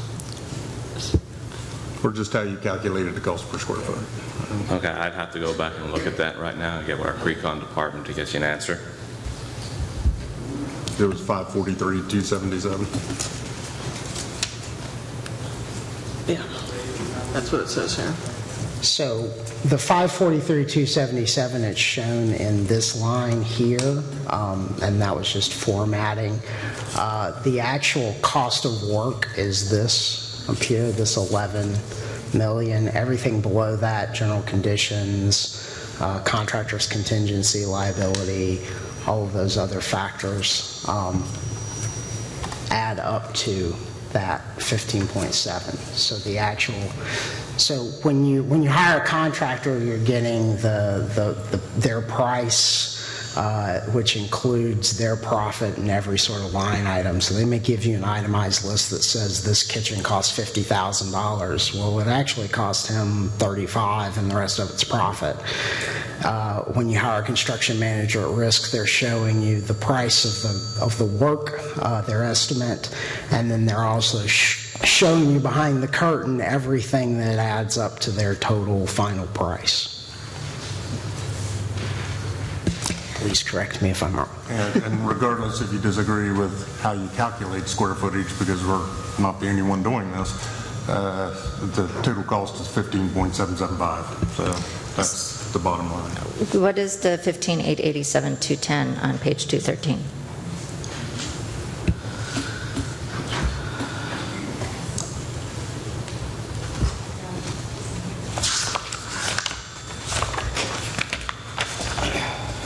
You said page 215? 213. It says total 15,887,210. I don't have those page numbers. It's got to be past 214. Yeah. 213. Oh. So which slide are you on? The very first? Oh, you're looking at the top of the agenda packet summary. Exactly, the funds. Oh, yes. 15,887,210. And again, that's the proposed project funding complete. So this project deferral is $1.2 million, so it ended up being a little bit more money than, but we can't do $100,000 of a $1.2 million project, so we stripped all the funding out of that. I think that's just finance, working the numbers, trying to get to the 15.775. It's showing that the funding is available to exceed the cost that's in there.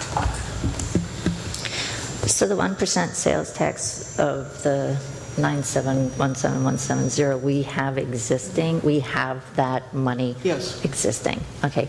And that 1% sales tax isn't, so what I keep on seeing is like even the ADA, the 250,000. How much money do we have total in that 1% sales tax? Like, we're not double dipping to say, well, we have $10 million and, we keep on saying, well, the 1% goes towards this, like the AC Freeman house. No, certainly not. When you look at the presentations to council, 1% sales tax is completely accounted for per project by the revenue that comes in, and the project expenses carry on to the final year up to fiscal 27, which is the last one in 26, and then all the projects are detailed out. That's the ones that were presented on May 17th and July 5th. Detailed per funding source and funding use. Now, do we have projects that aren't funded? Yes, absolutely. We do. We have a whole list the council went through that are not yet funded, but they were funded based on the priority of the projects that were determined at the time. So you're saying what you had like allocated for something else, you're kind of like saying, well, we're not going to do that. We're going to bring it over towards. No, we haven't done that at all. Okay. We had an update about 6 months ago on all the funding that's in that 1% fund. And we went through and prioritized the list of which projects had to be done and what amounts could be allocated. And there are projects that were not nearly as important as this one is, and we have to get this done. We have to put our city back together. And this is the focal point of the city government. We have to put it back together. And I'm not happy about it, like I said, but it has to be done. And the longer we wait, it's just going to keep increasing. Is this the only bid that we received? This was long ago decided. Yes, it was. No, it was not the only bid. This is not a bid. This is not the bid. Okay. They've already got the contract. Yeah, this is your cost estimate for a construction manager at risk, and then we have a cost not to exceed. So you want to explain that, Mitchell? Yes. So unlike a regular project where we design it and then we have a set of finished plans and we go out to bid for contractors to bid on the finished product, the city has engaged a construction manager at risk. I'm trying to find my slide. Oh, it's in the other presentation, sorry. So a construction manager at risk is hired at some point during the design process, and they're working for the city, for the client, hand in hand with the project architect to ensure that the plans are well understood, and they're providing us with cost estimate as we're moving through the process of design. And then once we get to 100% construction plans, the construction manager at risk will provide a guaranteed maximum price at the end. So that guaranteed maximum price is the absolute top dollar that the city would be expected to pay the client. If the project comes in below that cost, there's a share of those savings that go back to the city, and as an incentive, a share of that goes back to the construction manager at risk. So that's why you see a fairly high contingency in this estimate. Again, the construction manager at risk is hedging based on the fact that this is 90% plans. We don't know what's coming up in the final construction documents. Also, there's that historic preservation component, which is a wild card, and also the future costs of construction going up between now and 100% final construction plans. So there's a lot of wiggle room in this in terms of what's been presented. There's a lot of unknowns still. So this is not a bid. This is the budget estimate at this point. Once we get to 100% construction plans, we will have that guaranteed maximum price, and you'll know that the taxpayers won't pay more than that. To answer your question, Debbie, this was put out to bid 3-4 years ago, that when we put the construction manager at risk in place. And So they've been continuously working on this project since they were awarded the contract. It was put out to bid. There were multiple bids. Anne's nodding her head, and that was what was approved at a council meeting several years ago. This company has been working with the city from that point forward, and this is where we are. We're at the 90% part of the project, and we got to keep it moving. Yes. Is it really $5,000 for 10 fire extinguishers? That's on page 241. The cost estimate is what it is.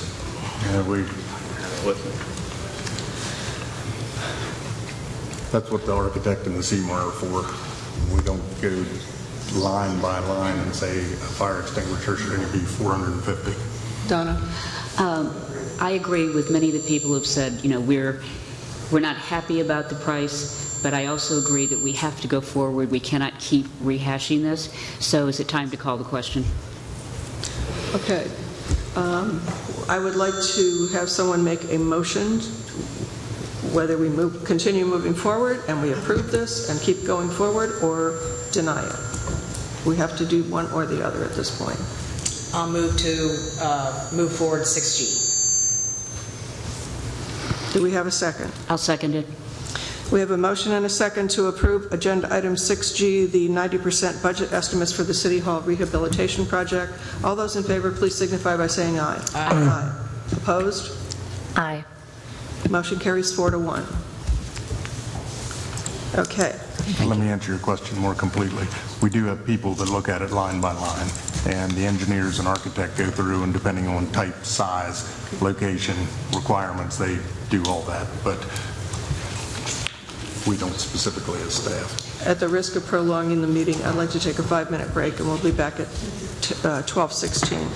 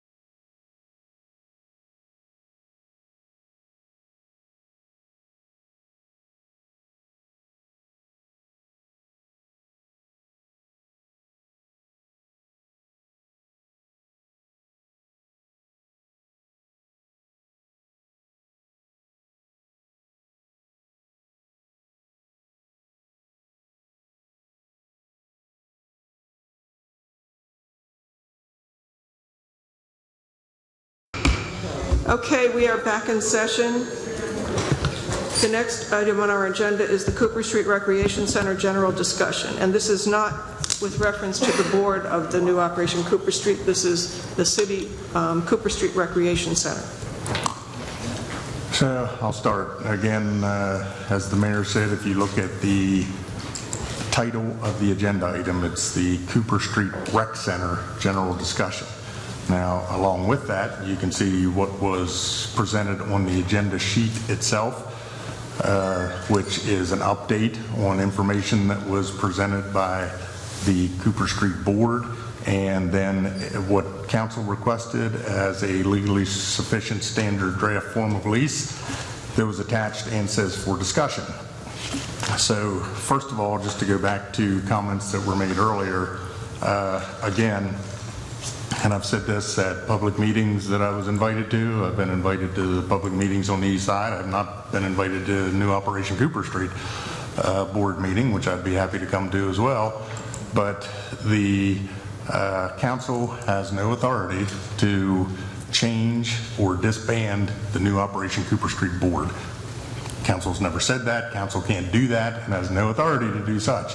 What council has authority to do is negotiate the lease. End of story. And that doesn't matter whether it's with Cooper Street, new Operation Cooper Street, or me. That's the only authority council has, and the parameters of that lease, meaning the public purpose, and again, the public purpose has to be legally sufficient that council determines is a public purpose for the amenity that's in that community, that's run by the community, that has served the community for a long time. A public purpose could be a jail, but we don't want a jail there. Public purpose could be a lot of things, but council has never said that. Council has never said that they weren't going to lease it to new Operation Cooper Street. What council has said is that they have requested information to ensure that there's accountability for whoever is running that facility. One of the reasons is because of the lease requirements. One of the reasons is because that is the lease that the city has that is not just a land lease, but a building lease as well. And the city pays for utilities, the city pays for sanitation, the city pays for maintenance, the city pays for all of the things of that building, as well as the property that the building sits on. If we have to paint the backboards, which we do, a lot of those things, the city continues to pay for all that. Other leases are land leases. So in exchange for basically a $1 a year lease that has currently been the case, the city has asked for measures to show that any revenue that comes in, there's accountability for the programs that are offered and the revenue that's received. That's all the city's ever asked. For me, it's a very simple thing because it's just operational. For council, it's different because there's only 5 votes, not 6. But, you know, for me, it's as simple as what council directed. Make sure that the attorney provides a lease that's legally sufficient that can be discussed and get the paperwork required to show accountability. End of story. So the paperwork that's been discussed so widely was requested 4 months ago. There were several meetings with Dr. Klein prior to his untimely passing. On October 30th, I also met with the new president, Mr. Cummings, and we discussed what paperwork was required. This did not say that it wouldn't be on a future agenda. This said it was a general discussion, which we've said many times is a continuing discussion to get to the end of the day. The information that was required previously and that was presented by Mr. Cummings when he handed me the packet here during the one meeting was presented to council. It was attached to agendas. They got all the information that we were given. The audited financial statements, for example, was one of the requests, and I'm told that that information came in about 6 o'clock this morning. So when anyone says that we've had all the information submitted multiple times, if it was not submitted to me, and I still don't have that information submitted to me to be able to disperse, review, and provide to council. It evidently came into council. I don't know that for sure, but I certainly did not get a copy. So for me to say, did I receive anything to date? I still have not received anything to date from the requested party. It's as simple as the information, accountability, a legally sufficient lease, and move on. And that's it from my perspective. And that's exactly what we're here today for, the continued conversation on the Cooper Street Rec Center.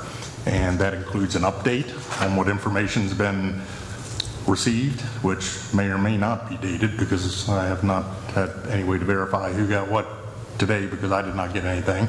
And then the form of lease, which the attorneys provided and certainly can address as to its legal sufficiency, so I don't have to talk.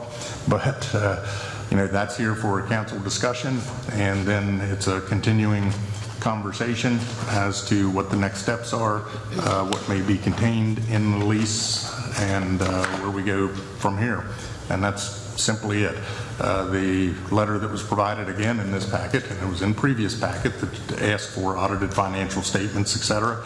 That's been provided for information, as well as the additional information when I met with the current president that we talked about, and then the form of lease. So an update, a form of lease that was required, general discussion on the whole process, and move forward. David? Yeah, so let me just speak a moment about my involvement in this topic in general. You'll recall early in the spring, I was asked to try to create a template of sort for leases that the city was going to be entering into, similar to what we did for the Herald Court Center. And as part of that process, I was given some of the older leases that the city had available for me to review. And let me start off by saying that the Florida Constitution does have limitations on the way the city can use its property for purposes that involve non-city actors. And that constitutional provision it's not all that easy to understand, but fortunately the Florida Attorney General rendered an opinion to describe what needs to be included in a lease from the city of city property to a non-city actor. And that Attorney General's opinion was actually referenced in the leases from the city to the new Operation Cooper Street. And so when I compared the leases that the city had over time with new Operation Cooper Street with the requirements that the Attorney General put in the opinion referenced in those leases with the constitutional limitations, it became very obvious to me that the current lease and the previous leases that the city had with new Operation Cooper Street were substantially deficient in the requirements that the Attorney General specified for a valid lease of property to a non-government actor. And so that opinion and that observation was rendered in an opinion that was presented to the City Council at a City Council meeting, which I think then initiated discussion as to how to remedy that situation. Yes, on paper, new Operation Cooper Street has a lease that extends, I think, for another year, but it was my opinion that, frankly, the lease is invalid because it fails to address the criteria to make for a valid lease between a city and a non-governmental actor. So what I was asked to do in this instance was prepare a general form of a lease with the appropriate wording in it that would then, once the blanks are filled in, would make for a lease which is consistent with the Attorney General's opinion and consistent with the Florida constitutional provision as it relates to the city's leasing of property to a non-governmental actor. Now, I will say that there are a number of statutory statutory authorizations in specific instances that allows the city to lease property to commercial entities, for-profit entities, and what have you. But the properties that we're dealing with today don't fit those statutory provisions, and therefore the guidepost for us is, does the lease, and any lease that the city has for other, let's say, not-for-profit entities, does it comport with the Attorney General's opinion as to what needs to be in a lease. And in particular, the lease needs to be primarily for a public purpose, which is specifically identified in the lease so that the city can ensure that that public purpose is going to be fulfilled, number one. And number two, and as part of that first aspect of it, the city has to have sufficient control over the utilization of the property so that, again, there's assurances that the lease fulfills a predominant public purpose. And so in the draft conceptual lease with a lot of blanks, there's provision provided so that the city is able to articulate what are the lessee's duties and responsibilities to make sure that the property is being utilized for a predominant public purpose, methods of control such as, and contrary to what the lease currently says, the property can't be sublet without the permission of the city council. And that's a very important element of control that was recognized by the Attorney General. So the lease is about as detailed as it needs to be. I can come up with leases that are substantially greater in detail, more pages, but I think the idea is to provide what is minimally necessary to satisfy the requirements of the Attorney General's opinion. So that's what you have before you in terms of my work product. And this was not the only lease you reviewed? No, I was reviewing the boat club lease as well, and previously have reviewed other leases in the city. Peace River Wildlife Center? Peace River, yes. Among these were the oldest leases. Correct. Donna, you had your hand up first. Yeah, I think when we started talking about these historic leases that we had, I think what makes Cooper Street different is the fact that the city owns the building. And that's different than a land lease. In all other cases, the not-for-profits, built their own buildings, they maintain their own buildings, I think can point to revenue streams they have to defer expenses, and the city's not involved with maintenance. In this case, I believe the city spends roughly $60,000 a year maintaining that property, plus the $1 a year lease. And historically, and I could be wrong, I thought the rec was focused on children and providing children's programming. I mean, a couple of years ago, this current tenant lost their child care license, which is why they partnered with the Y to provide that service. And obviously, they're providing other services, but it just felt like it was sort of mission drift for what was historically the purpose of it. I am 100% supportive of maintaining the facility to serve the community there. And I think what we really want is a lease that works, and we want a tenant who can perform to the expectations of that lease and can be fiscally responsible and successful. Alyssa? I'm not sure why this is so hard. I've owned businesses. It's very easy. Somebody comes and says, hey, I need to see how you are running your business. I should have financials within, a week. Maybe I have to get a hold of my accountant. I could say, here's my board of directors right here. Here are my profit and losses. Here are my 990s, everything. We have been asking for this information since July. The criteria has never changed. I don't know who the board is. I don't know. This is a lot of word salad. What was given to me is beautiful word salad, I call it. I should be able to at any point just say, hey, do you have childcare? Yes, we do. We offer it Monday through Friday from 9 to 5. Do you have the small business? Yes, we have, Mrs. Jones is here on Tuesdays and Wednesdays from blah, blah, blah, and this is what we do for public purpose.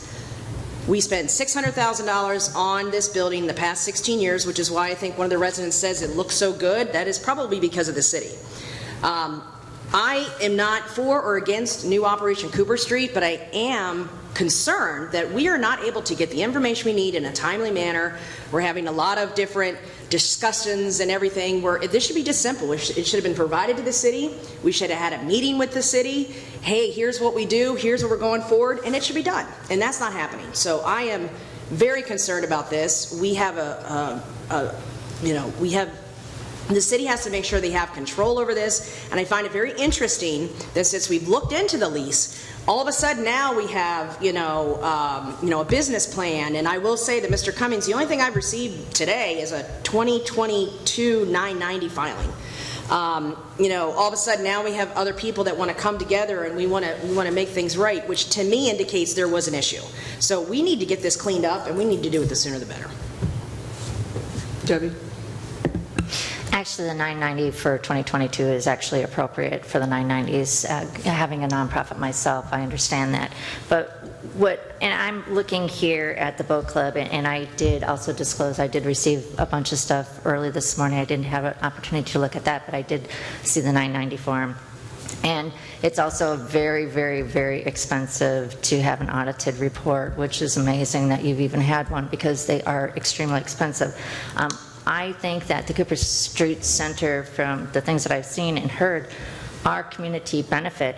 But what I think is we're looking at the boat club, and what seems to be missing, which I think should be simple, is that, maybe amend it, add the provision to satisfy the constitutional requirements to be in compliance, the terms of the current lease with the Punta Gorda Boat Club, to just incorporate that same thing, which seems to satisfy the state attorney, to incorporate that with Cooper Street instead of rewriting everything, is just to have an addendum to attach this, I think would satisfy the Attorney General, if I am stating this correctly.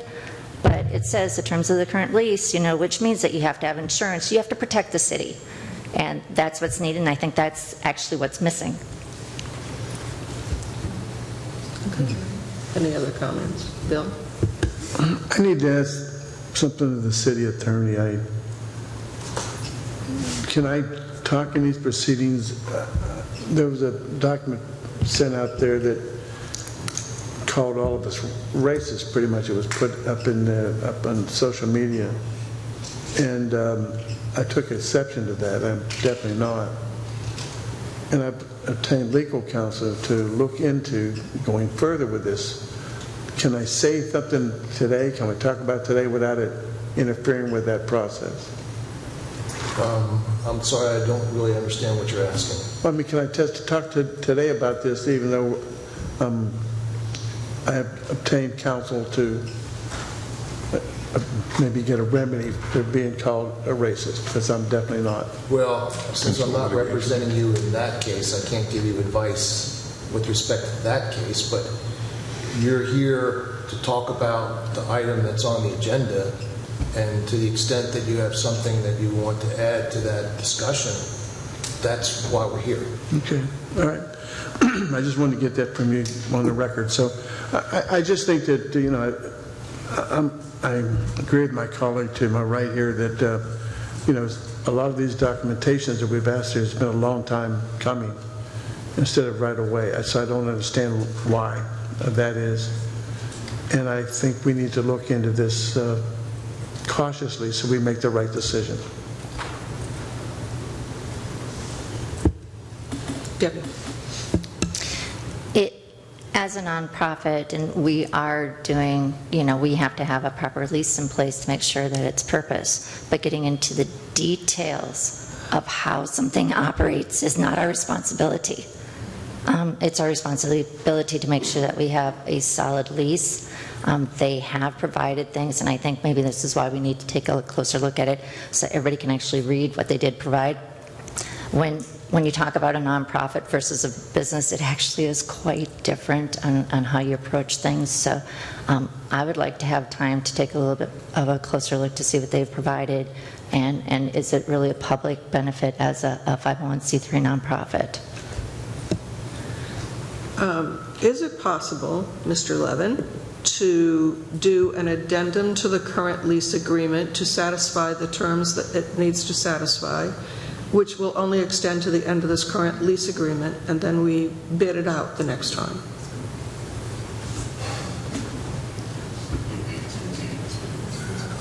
It certainly is possible to do that. I don't see any benefit of doing that. I think that it is cleaner that we provide a new lease that specifically articulates those things that the city will do, those things that whoever is operating the facility will do, and to add an addendum to the existing lease may create the opportunity for conflict between language, and to avoid any conflict between language, a clean lease is preferred. I don't see any downside of, if there's a will to extend the present circumstance for a year, then do that by virtue of this new lease. And let me say what the significance of and the relevancy of the request for financials or the request for organization of the entity. When you lease property to somebody for a public purpose, you want to be able to be assured that that public purpose can be achieved. And so to that extent, knowing that wherewithal of the people and the organization that you're having a lease with to be able to accomplish that objective is a relevant consideration. I don't think that the city, and it would be overreaching for the city to dictate the organization structure and personalities involved in that organization, but understanding and having the ability to understand the capability of the organization to fulfill its objectives on behalf of the city, I think is relevant and appropriate. And again, my job as city attorney is to do whatever I'm directed to do. And if it was the pleasure of the city council to merely amend the existing agreement to make it consistent with the attorney general's opinion, I'll do that. I just believe it's cleaner to start with a clean document that spells out specifically what is expected of both parties is the better approach. I was just throwing that out there as an option. So, Debbie, I think you had your hand up first. And the lease is up September 2028, and I think legally we should look at both. Okay, we're only here to discuss Cooper Street. Right. That I'm saying that I think as we look at it, the lease is up in 2028. No, and I thought it was 25. 2025. No, the opinion that the attorney provided said 2028. 2028 on here. I don't have the documents in front of me, but if that's what it says. It does. It says September of 2028. Okay. And again, I personally think that having this added to it is probably the best thing at this point, and to consider looking at that.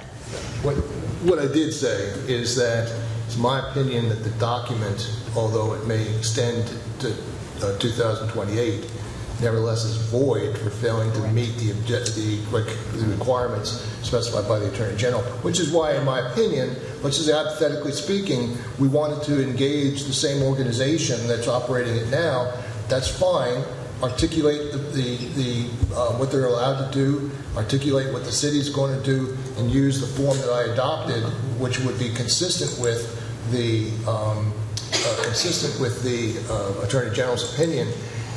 But the city having the ability at this time to make that change in the form of the agreement would also have the ability to make a change in the initial term if it chose to do so. Donna. Okay, asked another way. I think you started off by saying that in your view, in your legal opinion, the current lease is void. Correct. Correct. Okay, so if the current lease is void, would it not be in our interest to look at other parties and have, to see if there are other interested parties, including the current tenant, to come forward and, let's say, call it an RFP process, where they do proposals and they provide their capabilities and we get their board structure and all of that information from everyone, which then would not be any bias in a decision. That's a policy determination that we've made by the City Council, and the City Council has the right to decide to do that. One of the things that I also found to be problematic with the existing lease is that, as required by the Attorney General, as required by most of the authorities that discuss the matter, and in contrast to a commercial lease, or and I'll just leave it there. In contrast to a commercial lease, where the city is leasing property not so much for a public benefit, but in its proprietary capacity as the owner of property, and to gain money as a result of it, like the leases that we have with the tenants of the Harold Court Center. Leases of this nature, the city has to reserve the right to be able to terminate the lease, no matter what it says. Terminate the lease if needed, if the property is needed for a paramount public purpose. And so, so that needs to be in the document as well. I don't believe the current documents include that. And so, if the City Council wishes to engage the same organization that is occupying the property now, they can certainly do that by requiring the entering into a new lease agreement. I'm sorry, Melissa, we put our hands up first. I agree with Donna. We got to start over. There's no lease. We start over. We start fresh. We get everything together and we bid it out to whomever nonprofits would like to come forward and show us a great, clean business plan, a plan of public purpose, and we give a date for that, a deadline, and we move forward. Debbie? Mr. Levin, did you draft this original one? No, I did not. The one from... I'm just trying to figure out who drafted it, and so who is responsible for it. The original drafts came from, as far as I know, New Operation Cooper Street. Okay, there have been some addendums that were made to that original document, and I don't know who drafted them, but I did sign some of the addendums as with respect as to form, but wasn't asked at that time to determine whether or not the lease as a whole was valid, and you know. And basically, I'm at the direction of the City Council. I don't go and try to find problems. I try to correct them. What worries me with this is that it seems like the city is the one who drafted this, and then we're going, oops, we missed putting something in there. Is it going to be our responsibility to correct it? You know, because that's one of the things that really concerns me. This looks like the city drafted this lease that is up in 2028, and if we just say, sorry, it's null and void because it's our fault that we forgot to put in the terms of the city attorney, I just don't want to see us having issues with that. The Attorney General's opinion is... No, the Attorney General's opinion has been there since day one. Exactly, but it's not in here. But the amendments that were made were not, the city did not draft the agreement that is devoid of those things that the Attorney General requires. The city simply has, over the time, made changes or amendments to that agreement without looking at the agreement as a whole to determine whether the agreement should be relooked at the time. But that task wasn't done until a specific direction was made to take a look at the leases with the boat club, the leases with New Operation Cooper Street, because those are the oldest leases that we had. So, and I'll also point out, by way of legal argument, if the document is unconstitutional, it is void, irrespective of whether the city chose to look the other way. So if it's void, and needs to be replaced by a document that's It's legally sufficient. Melissa? I think we have a great opportunity here. We have, a city-owned building that we've been paying for all the maintenance and whatnot. And if we, decide to go forward and let different entities and bid it out, I think we're going to end up with even a better entity. And maybe that's the current people that are there. But I think that this will stem forward for everybody to look at their business plans and see what type of public purpose they're going to bring to this city-owned building and really be able to provide a great public purpose in this community. I think that what Ms. Peterman said is what I'm going to definitely push for is to start over. Bill? Yeah, I agree. I think maybe it's time to start over, but that gives everybody the level playing field to submit the same, see what comes out of it. So I think we ought to get our procurement department, put out RFP, and let's get it done. Okay. Why don't we do a motion, whoever wants to make one? Okay, I make a motion that we duly note that the current lease is void and that we create an RFP and publicize it so that other not-for-profits can come forward with their proposed programs for operating that Cooper Street facility. Do we have a second? We have a motion and a second as stated in Mrs. Peterman's motion. All those in favor, please signify by saying aye. Aye. Aye. Opposed? Aye. Motion carries 4-1.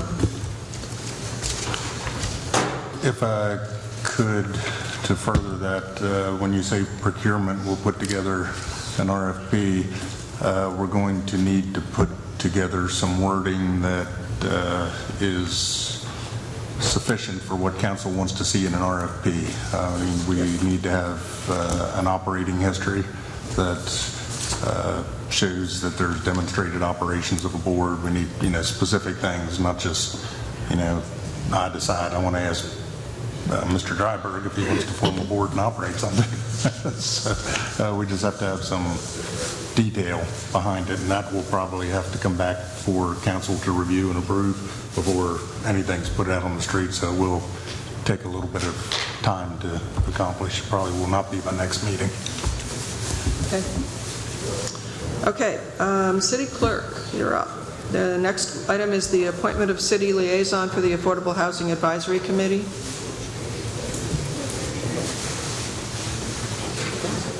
Someone? Anyone?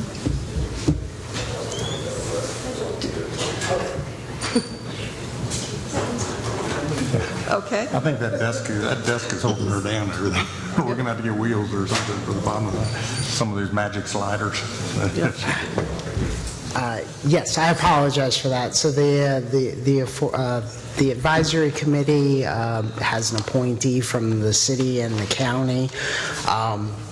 Currently, that appointee position for the city, we propose changing it to staff member Matthew Pelletier, who's the city's grant coordinator and does have experience with housing grants. One of his former positions prior to coming to the city was with an affordable housing developer in the Northeast. So he has a wealth of experience, and staff is happy to put that name forward for that. It should represent the city well. This is the CAAC group, right? Yes. Right, okay. Correct. And he's actually looking forward to it. Well, yes, he is. And I served on that for a brief period of time, and quite frankly, it needs someone who has that experience in that field and is willing to be part of that committee, because I was totally out of my element after a couple of meetings, and that's when we made a transition. But I think that's a very good option. So we need a motion, please. Anyone? Second. Couldn't get it out of my mouth. Do we have a second? Did you say second? Okay.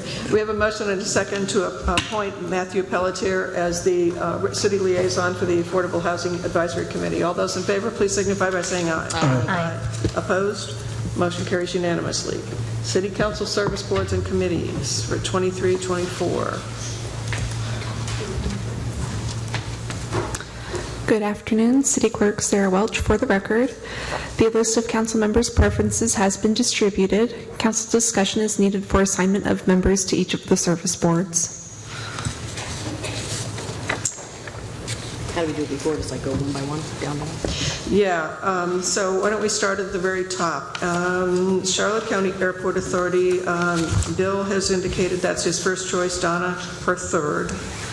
Bill has served on this for the last year. You okay with keeping him on there? Sure. Okay, so Bill will be Airport Authority. Veterans Council, Debbie, you put your name down for that one. Are you okay with doing that one? Yes. Okay. Perfect. Debbie Lux will be Charlotte County Veterans Council.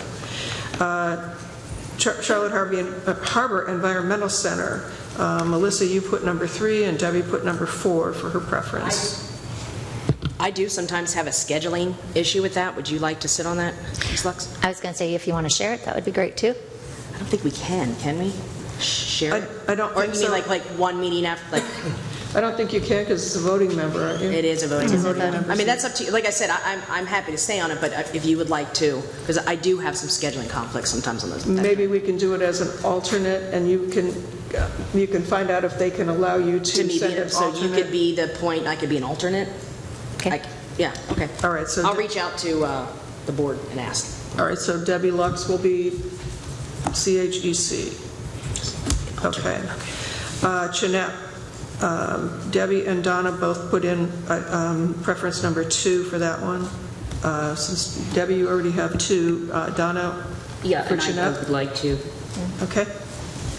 The CAA Community Action Agency, isn't that the one we just appointed? I think so, right? Yeah, I think that's the one we just appointed Matthew to. Is that correct? I believe it's a separate board. Sorry? The other one was the affordable housing. Oh, that was affordable housing. This is the... Oh, okay, that's why I asked, was that CAAC that we were... Yeah, this one is a separate one. Okay, okay.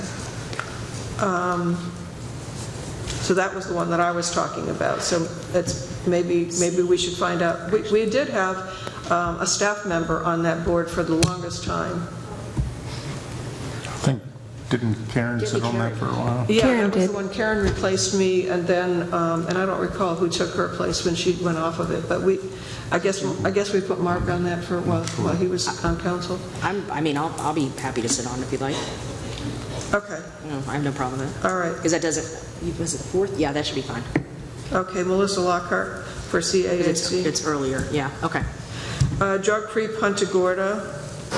At the moment, we don't have anybody for that one. And their meetings are sporadic. I'm not sure how often they even have them, and it's a liaison position only. Does anyone wish to put their name on that one? All right, we'll skip over that one.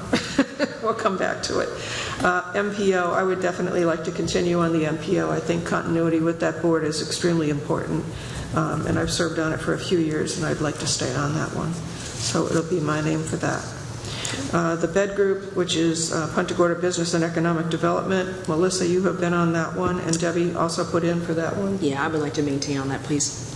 Okay. You didn't ask if everyone was okay with that one. Oh, is everybody okay with MPO? Sure. Okay, yeah, you're right, I should have asked that. The Punta Gorda Housing Authority, Melissa, you had your name on that one as well. Happy to stay. Real quick, could we confirm we have consensus for the Punta Gorda Business and Economic Development Group selection? I'm sorry, I missed that. Could we confirm we have consensus for the Business and Economic Development Group as well? Is everyone okay with that? That's one definitely you can't alternate. No, we can't, and and we can only have one council member at that meeting because that's a meeting where they actively participate. Okay, so the bed group, Melissa.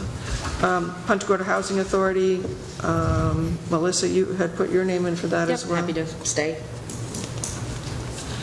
Southwest Florida League of Cities, if no one objects, that is normally for all the mayors. I would love to go ahead and take that one. If I can't take my number 1 for the Business and Economic Development, I would like to get more involved with the League of Cities, if possible. Well, the Southwest Florida League of Cities is mayors. Most of the people that are voting members on that board are mayors. You can certainly attend, because Bill goes frequently with me, and I will make sure that everybody gets invited. Everybody okay with that one? Okay. Southwest Florida Regional Planning Council, Bill and Debbie both put in for that. How many do I know?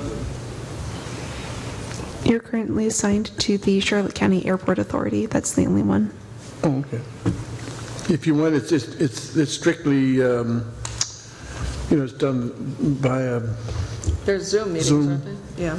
It's like every other month, and if you want it, you can have it. If not, I'll take it. It's up to you. I think with, maybe I see three of you on the last one, so maybe do the last one first to see how it turns out. The tourist, yeah. So, Did you have your name on the tourist? so you want Southwest Florida Regional Planning Council is what you're saying? I was saying if Bill wasn't one of the two for the last one, and if he wanted to, or like said share, I was just giving Mr. Driver the ability to. Doing the last one first. Yeah. Doing this one before we do that, to see who gets it. So. Oh, okay. Let's skip down to the Tourist Development Council. We have 2 people that sit on that panel, and we have 3 people that put their names in. Well, I'd like to keep it. Yeah. And I would like to do it. Okay, so if we give that to Donna and Bill, then Debbie, would you take the Southwest Florida Regional Planning Council? Yes, ma'am. Okay. All right. So the only thing that's up in the air is drug-free Punta Gorda. Is that correct? How many do each have? So Dryburgh has Airport Authority. So I only have 2 right now. Yeah, Airport Authority and TDC. Does everybody else have 3? Debbie has Veterans Council, check. Oh, there goes my computer, it just died. And Southwest Florida Regional Planning Council. The second one that you mentioned, that's not Chanep, right? Because I took that one. You have Chenep, I'm going to get to that one in a second. No, I got housing.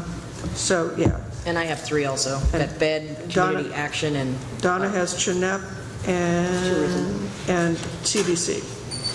Okay, and I have Metro MPO, and I have Southwest Florida League of Cities, and who did I miss? Melissa. So Melissa, you have... I've got the bed, the housing, and the community new one that I haven't been on. Yeah. So go ahead and give me drug-free Punta Gorda, and that we'll have somebody there then. All right, maybe what we can do is we get announcements for those meetings. Maybe we can ask each time when and I'll leave that up to Sarah to take care of it. Put an email out to the council members when there's a meeting notice that's sent out, and ask if anybody can attend it. So that maybe it's a rotating thing, and we just alternate who gets to go to that one or who wishes to go to that. I can do that. That's only a liaison thing anyway, and they mostly have lunch meetings. So, and more than one person can attend those. So if there's more than one person that wishes to go, we'll kind of leave that on the open. That'll work. Is that everybody okay with that? Okay, so just to review, Airport Authority is Bill, Veterans Council is Debbie, Check is Debbie, Chenep is Donna, Community Action Agency is Melissa, Drug-free Punta Gorda will remain open. MPO will be me. The bed group is Melissa. Housing Authority is Melissa. Southwest Florida League of Cities is me. Southwest Florida Regional Planning Council is Debbie. And TDC is Donna and Bill. Everybody okay with all those? Okay, good. Good. That was easier than I thought it would be. Yeah. Okay. All right, and now you have all of your board and committee notices. Yes. For announcement of vacancies, we have 1 regular seat on the Code Enforcement Board, 1 regular seat on the General Employees Pension Board, and 1 regular and 2 alternates on the Historic Preservation Advisory Board, and 1 alternate on the Planning Commission. Thank you. Okay, do you have anything else under city clerk items? Because that'll be, rather than get you up again. Thank you. I'd just like to reiterate how well the election was run. The Supervisor of Elections Office was a pleasure to work with, and they did everything they could to make sure that things were run in a way that would be very accessible to the citizens. It was very well run and orchestrated. That's because I was an alternate. That's why. Yeah, and you had to take 6 hours of classes just to not be on the board, yeah.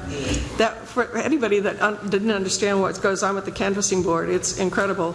You spend a huge amount of time at the courthouse, but we had to, before that even started, we had to take a 2-hour handwriting analysis class, and we had to have a proof of graduation from that. They had to present a certificate to the clerk of, or the supervisor, and then we had to take a 4+ hour course on how to be a canvassing board member, and it was a long course. It was like I thought I would never get done with it, but you know, all very good information. It really prepared you for what was coming, and I have to say that Leah Valenti and her staff, exceptional. They were just exceptional. They really were good. So very transparent, very thorough, very professional, and very personable at the same time. And I know Debbie's team had a lot of people there in the courthouse alternating, coming in as observers, and it's very good to have that involvement. I think it shows the transparency level that was exhibited by the supervisor. But thank you. You and Jennifer were incredible. You really were. I truly salute you for all your help with that. And she was the chair of it, by the way, so she had to maintain all the order in the room at all times. It was an experience. Thank you. Thank you. City manager. I'll see you put the clerk under the city manager and see how good she's doing. And that's a joke because she's doing it all on her own. It has nothing to do with me. But I decided to throw that in there. So, just a couple things. One, thank you for the participation in today's meeting and getting some things moving or decided. We have a lot to do in the coming year. There's a lot of things that have been on the list that we haven't been able to get to, and as far as discussion and action. So in the new year, we're going to have to try to hit a lot of those as part of our even infrastructure management plans. Things like drainage that you talked about, and infrastructure projects that we have on the books, just different things that even in Herald Court Center, we have a full evaluation of that coming, and we have FEMA issues that are languishing, and that people keep saying, why isn't this done yet? And I mean, we can do some of those if we just pay for them ourselves. And we're at a point where some of those smaller things we are just doing ourselves because we just can't keep it languishing globes on lights and different things that we have to get to. So we're working through all that in the new coming year. Hopefully we'll get some additional discussion on some of these big items on the agenda, and we'll be able to discuss those and move those forward as well as we prepare for our next budget cycle, which is already here. So I'm sure Kristen is happy for that, that we can get those done and continue to move forward. Hopefully our financial plan, our infrastructure planning, our personnel plan, maintenance facilities, all of those planning steps that we have now will be reflected in the new budget, again positively with our reserves that are funded, and we can continue to move forward. Again, thank you for participation in the election as well. Congratulations on your seat, and we look forward to working to make things happen as we move forward. Thank you. City Attorney. Yes, actually, I found some papers on the dais in front of me that I don't know specifically who left them there, but included in those papers, in addition to the... oh, those were from me. Those are from you? They were for me. For you. Okay. Well, included in the papers that included the Cooper Street Recreation Center Strategic Plan. Behind that was a copy of the memo that I wrote in July of this year, which included my analysis of the current agreement with new Operation Cooper Street, and also included in that packet was a copy of the most recent agreement of lease with new Operation Cooper Street. And I stand corrected, it is a full agreement, not an amendment. I don't know who drafted this or negotiated it, but I'm pretty certain it wasn't me, even though it was done in 2008. I did review it and approve it as to form, but nevertheless, I'm fairly certain I didn't perform the kind of analysis that I did as reflected in the July memo of this year. And upon reviewing the document and what I wrote in July, I still stand on that it is not consistent with the Attorney General's opinion, and therefore it is deemed ultra vires and void, meaning that it's not of legal effect. And my recommendation in my July memo was that we enter into a new agreement, which would be legally appropriate. And so I wanted to make sure that my misstatements were corrected, number one. Number two, I would ask the action that was taken by the City Council on this item, was it to come back at the December meeting and have the discussion as to what what you would like to see as the parameters for a request for proposals? Okay. Well, my comment was I doubt we can have that done by December. Okay. Well, I would like, at the very least, then in December, we have an item on the agenda to identify what the parameters would be for the continued occupancy as a holdover tenant of New Operation Cooper Street in its present facility until such time as the City Council decides how that property is going to be utilized and with whom there will be a new lease. Because I think it's only fair, at least, to identify how long New Operation Cooper Street can continue to be in the building and what is the extent of the activities that they're currently allowed to engage in there, and under what terms and conditions, even if it's for short term. So I think that has to be addressed, and the next City Council meeting would be the best time to do that. So, okay. With your permission, that will be on the agenda at the next City Council meeting. Okay. Okay, I have a few things. Did everybody sign the piece of paper Melissa wanted us to sign for Christmas cards? Okay. We'll be getting Christmas cards pre-printed with everybody's signature on them. I'd like them to go side by side if we can do that, please, when you get that done. So, like across the bottom of the inside of the card. Maybe we need to do that again. Okay. First of all, I wish everyone a happy and blessed Thanksgiving. We have a lot to be grateful for in our beautiful city, and I really wish everyone a beautiful holiday spent with people you care most about. Saturday is the lighting of the village for Fisherman's Village. Debbie, did you get the information on that? I did, and I'm going to be out of town. Oh, okay. It's a fun event. We'll miss you. Everybody planning on going otherwise? Okay. And then December 1st, we have our tree lighting ceremony. And do you have anything you want to update anybody on with that, Melissa? I can. I figured we had our meeting Monday, and we've got another meeting next Monday, and then I figured I'd send an email out to everybody. So I think it's going to be a great event. I know it's going to be a great event. City Council will just need to be at the tree by 6:45, and I'll send an email out, to confirm where and all that good stuff. And that's really about it. But, I think the festivities are going to start at around 5:30, and it's going to be a great night. There's going to be food trucks, vendors, entertainment. They'll have a Jumbotron, got some bands, so they really, I think, did a great job this year, and of course, Council will light the tree as always. So we'll get the plunger, and the City Council will all put their hands on it and yes, push the we plunger had a long down. talk about the plunger, and yes, the plunger will be there. And the lights work. And the street lights are working again downtown, which is wonderful.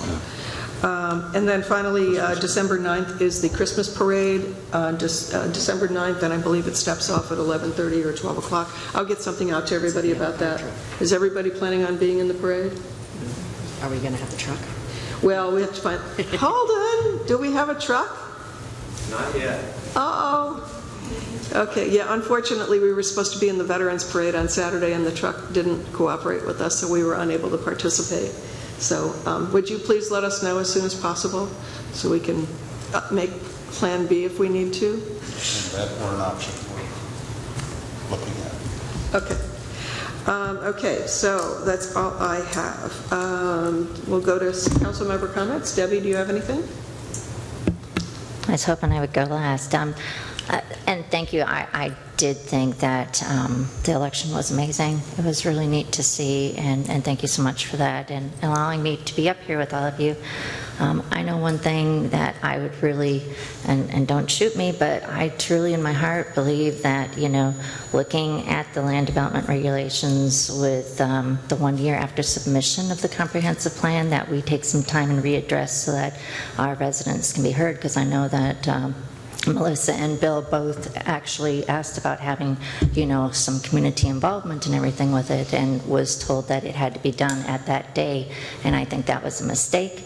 And I would like to actually have it open, since the comprehensive plan won't be coming back for a while, that we should have some meetings and have community involvement in it.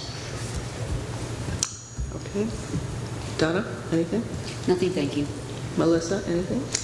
Yes, actually, because you caught me a little off guard. I was bringing it up. So, again, the lighting of the tree, December 1st, it does start at 5:30, goes on to 9:30, and again, council will light the tree at 7. But prior to that, again, they have all kinds of entertainment. They're going to have, of course, the restaurants are always busy that night, and but they'll have food trucks and beer and all kinds of beverages available. So I look forward to seeing everybody down there, and just keep in mind there will be some street closures, which will be posted, I'm sure, on the city's website and other information for that day. But I look forward to seeing everybody there. Okay. Bill? I talked to John Wright. I got to bring this up in open council. I just do. He's saying he's not getting updates from the committee. I just think that was one of my big concerns, is that the chamber get informed of what's happening, and I think we need to make an effort to, at least if nothing else, give them a printed sheet with all the information on it so that they'd have it, because naturally as the chamber they get a lot of phone calls, and last year, if you remember correctly, they didn't have any information either, and they couldn't answer us when it started or what the, so I think we need to do something at least to make sure that they know what's going on. Okay, and then next thing is that I did attend the Southwest Water Management District outing out at the plant out on 17, Kings Island.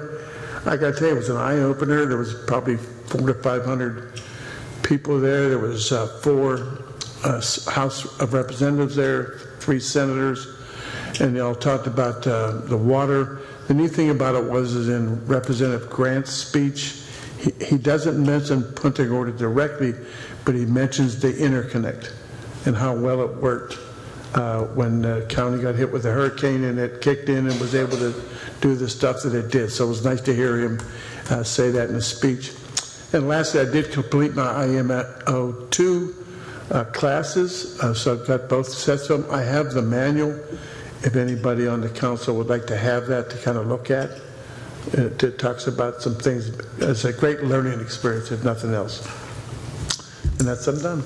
I just wanted to rebuttal on your statement with the tree lighting. The tree lighting is its own entity, of course, with the support of the city, and they've been keeping a lot of people abreast of the situation. And we have flyers that we've sent out to all the chambers. A lot of people get, phone calls. So to say that the chamber hasn't been necessarily updated, I don't think is very accurate. The group that is putting on the tree lighting has done a phenomenal job, and they've been door to door with businesses and door to door keeping everybody informed. So just want to kind of. And I agree with you. I'm just saying that this is what the man told me. So I owed it to him to bring it up. That's all. And as someone who's headed the tree lighting, that's what he says every year. So it's not a new message. Yeah, okay? I know. That's all I'm doing. You just reminded me of 2 other things. Monday morning at 9 a.m., the legislative delegation meeting takes place at PGICA. I'll be doing the presentation for the city for our legislative priorities. I would strongly encourage all council members to be in attendance. There is strength in numbers and just visibility with our legislators. And the date is what? It's this coming Monday. We've never seen anything. I haven't either. Never. Well, I'll get something out to you about that as well. Thank you. But it's 9 a.m. on Monday. 9 a.m. at the PGICA. I'll make a note. Yeah, I went last year. It's good. Yeah. Okay, I'm going to make a note right now. Okay, we'll be there. I'll be there. And also Tuesday afternoon, we have the joint meeting with the BOCC, Board of County Commissioners, at 1 p.m. in Murdoch. I think everybody's planning on being at that one as well. Can we please see if we can get the board agenda updated to reflect that Debbie Lux is on the panel? The county said they would not update that until today after she was seated. So Okay. we've already asked them to do that, and as soon as they do, we'll distribute ours as well. Okay. 1 p.m. Okay. Everybody's planning on being at that, yes? Okay, good. There being no further business, we are now finally adjourned. You can bring me a birthday cake. It's my birthday. Yeah.